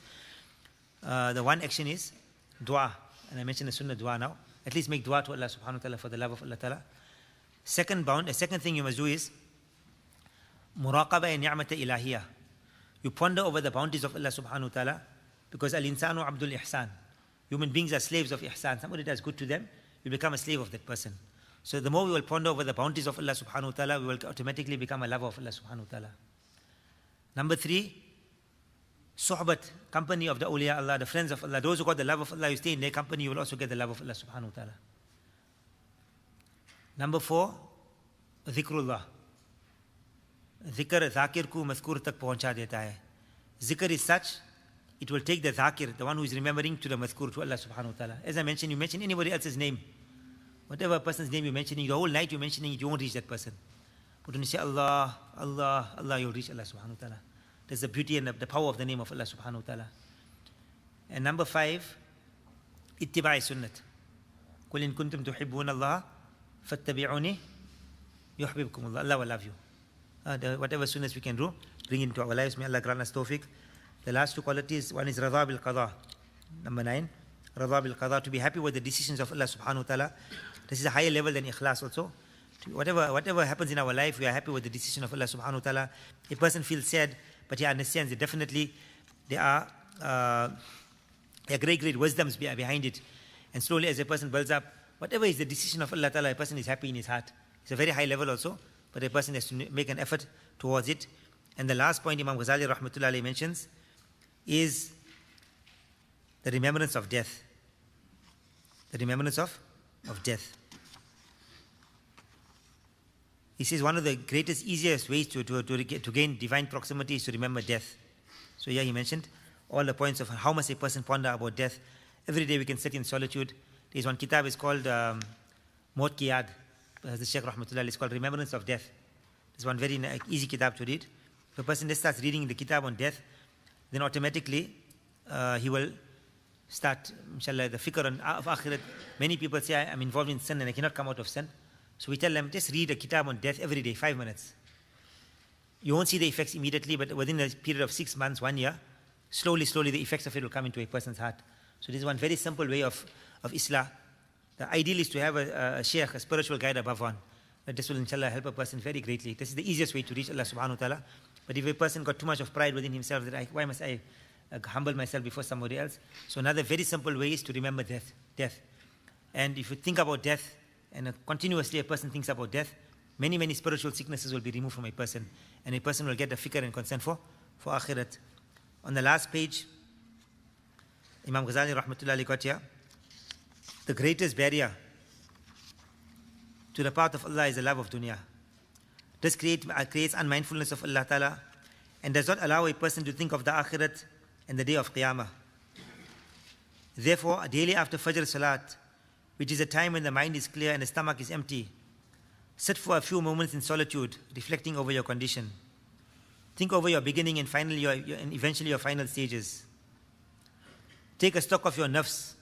This will prove to be extremely beneficial. Address the nafs in the following manner. O nafs, I am a traveling businessman. My profit is everlasting success in proximity to Allah Ta'ala, whereas my loss is in the everlasting failure and being veiled from Allah Ta'ala. My life is my capital.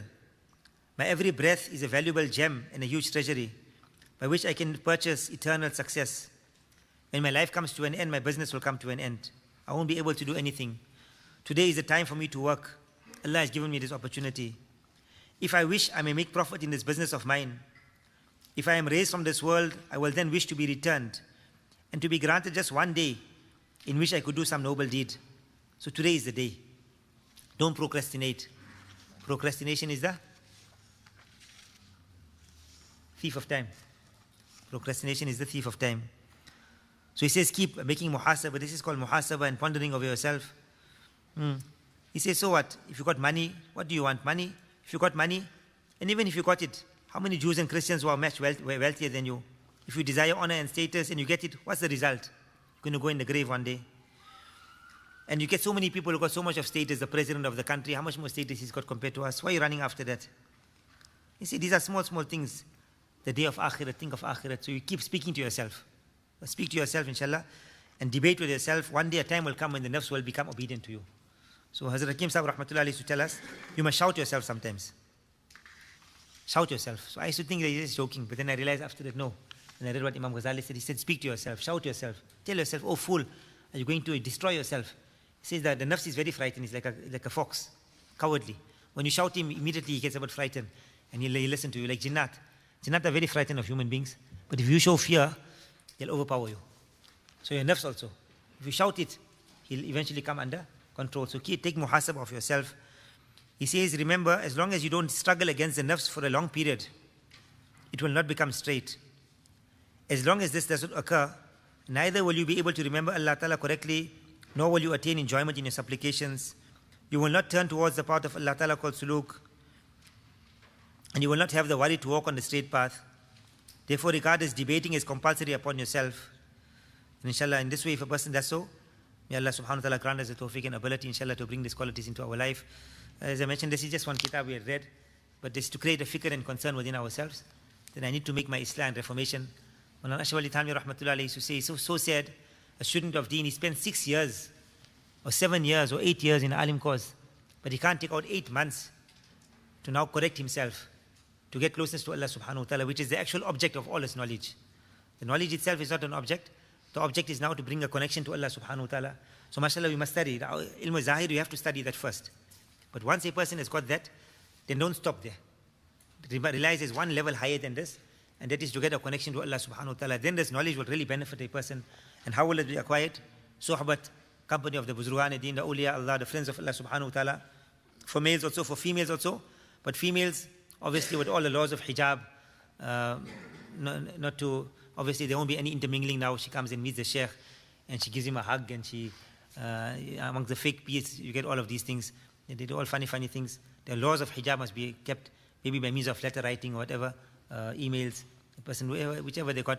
And it's actually better for a lady, somebody who's older, person who's a young sheikh, for her sometimes can be detrimental to her. And a person has to be very careful regarding the matter of women folk also, as maybe you people are all young boys. Girls also get very easily affected by men, and men get easily affected by women folk. So it is something a person has to be very careful about. Men, balil insanu ala nafsi basira, walau alqa ma'athira. Especially as you become ulama, sometimes you have to teach. The ideal is a woman must teach women, and males must teach males. And there shouldn't be any contact between the two of them, because we are very weak people. And now a man is teaching a woman, then a lot of times there's nafs is playing there. He's playing havoc with a person. He destroys a person. And a person thinks, I'm doing Deeni khidmat. I'm really, but sometimes he's sitting in the class, he's teaching Quran, he hasn't got wuzu also, his wuzu breaks. He's getting all other ideas, and sometimes his ghusl also breaks because of the thoughts he's getting in the day, and he feels I'm doing a khidmat of Deen. So really this is something which a person has to be very, very careful. Our Buzrug say that, even Hazrat Thanvi rahmatullahi say, when a lady writes a letter to me, I get a bit of enjoyment in my nafs, that a lady wrote a letter to me. He said, I make tawbah and istighfar after that day. We'll try to justify, no, me, I'm very pure. A person doesn't want to see his own faults. But this matter of women, men and women, and this is one of the biggest sicknesses in today's time. Even ulama can get involved in it, and they can destroy the whole akhirat because of the day. Thodi der ki lazzat, hamesha ki zillat. May Allah Ta'ala protect and save us. Give us a fikr and concern for our Islam and reformation.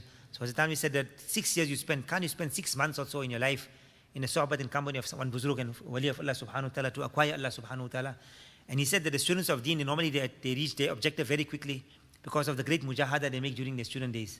The mutala, the takrar, the staying in the company of the pious people. So they after they qualify, they go and sit in the company of pious people. Very quickly they reach Allah subhanahu wa ta'ala. So this is one very important part of our Deen also, which is generally neglected. The first 2 parts we do, our aqaid, be very particular, a'mal zahira and outward actions. But when it comes to a'mal batina, to get the reality and haqiqat, and to get Allah subhanahu wa ta'ala, this is an effort a person has to make. May Allah ta'ala make it beneficial for all of us. Whatever we have mentioned, I don't have the reality myself.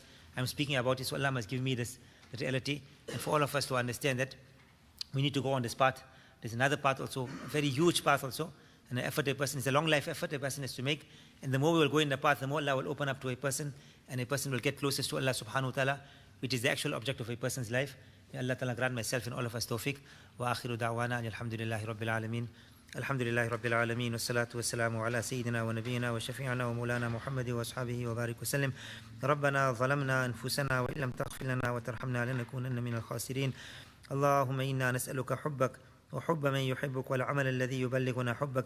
اللهم اجعل حبك أحب إلينا من أنفسنا وأهلنا ومن الماء البارد.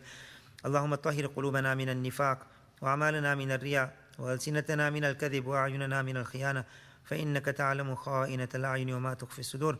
اللهم حبب إلينا الإيمان وزينه في قلوبنا وكره إلينا الكفر والفسوق والعصيان واجعلنا من الراشدين. اللهم توفنا مسلمين والحقنا بالصالحين غير خزايا ولا ندامى ولا مفتونين. اللهم أصلح لنا شأننا كله ولا تكلنا إلى أنفسنا طرفة عين فإنك إن تكلنا إلى أنفسنا تكلنا إلى ضعف وعورة وذنب وخطيئة. اللهم زدنا ولا تنقصنا، وأكرمنا ولا تهنا، وأعطنا ولا تحرمنا، وآثرنا ولا تؤثر علينا، وارضنا وارض عنا. نسأل الله العافية في الدنيا والآخرة. ربنا آتنا في الدنيا حسنة وفي الآخرة حسنة وقنا عذاب النار. اللهم اهدنا لأحسن الأخلاق لا يهدي لأحسنها إلا أنت، واصرف عنا سيئها لا يصرف عنا سيئها إلا أنت.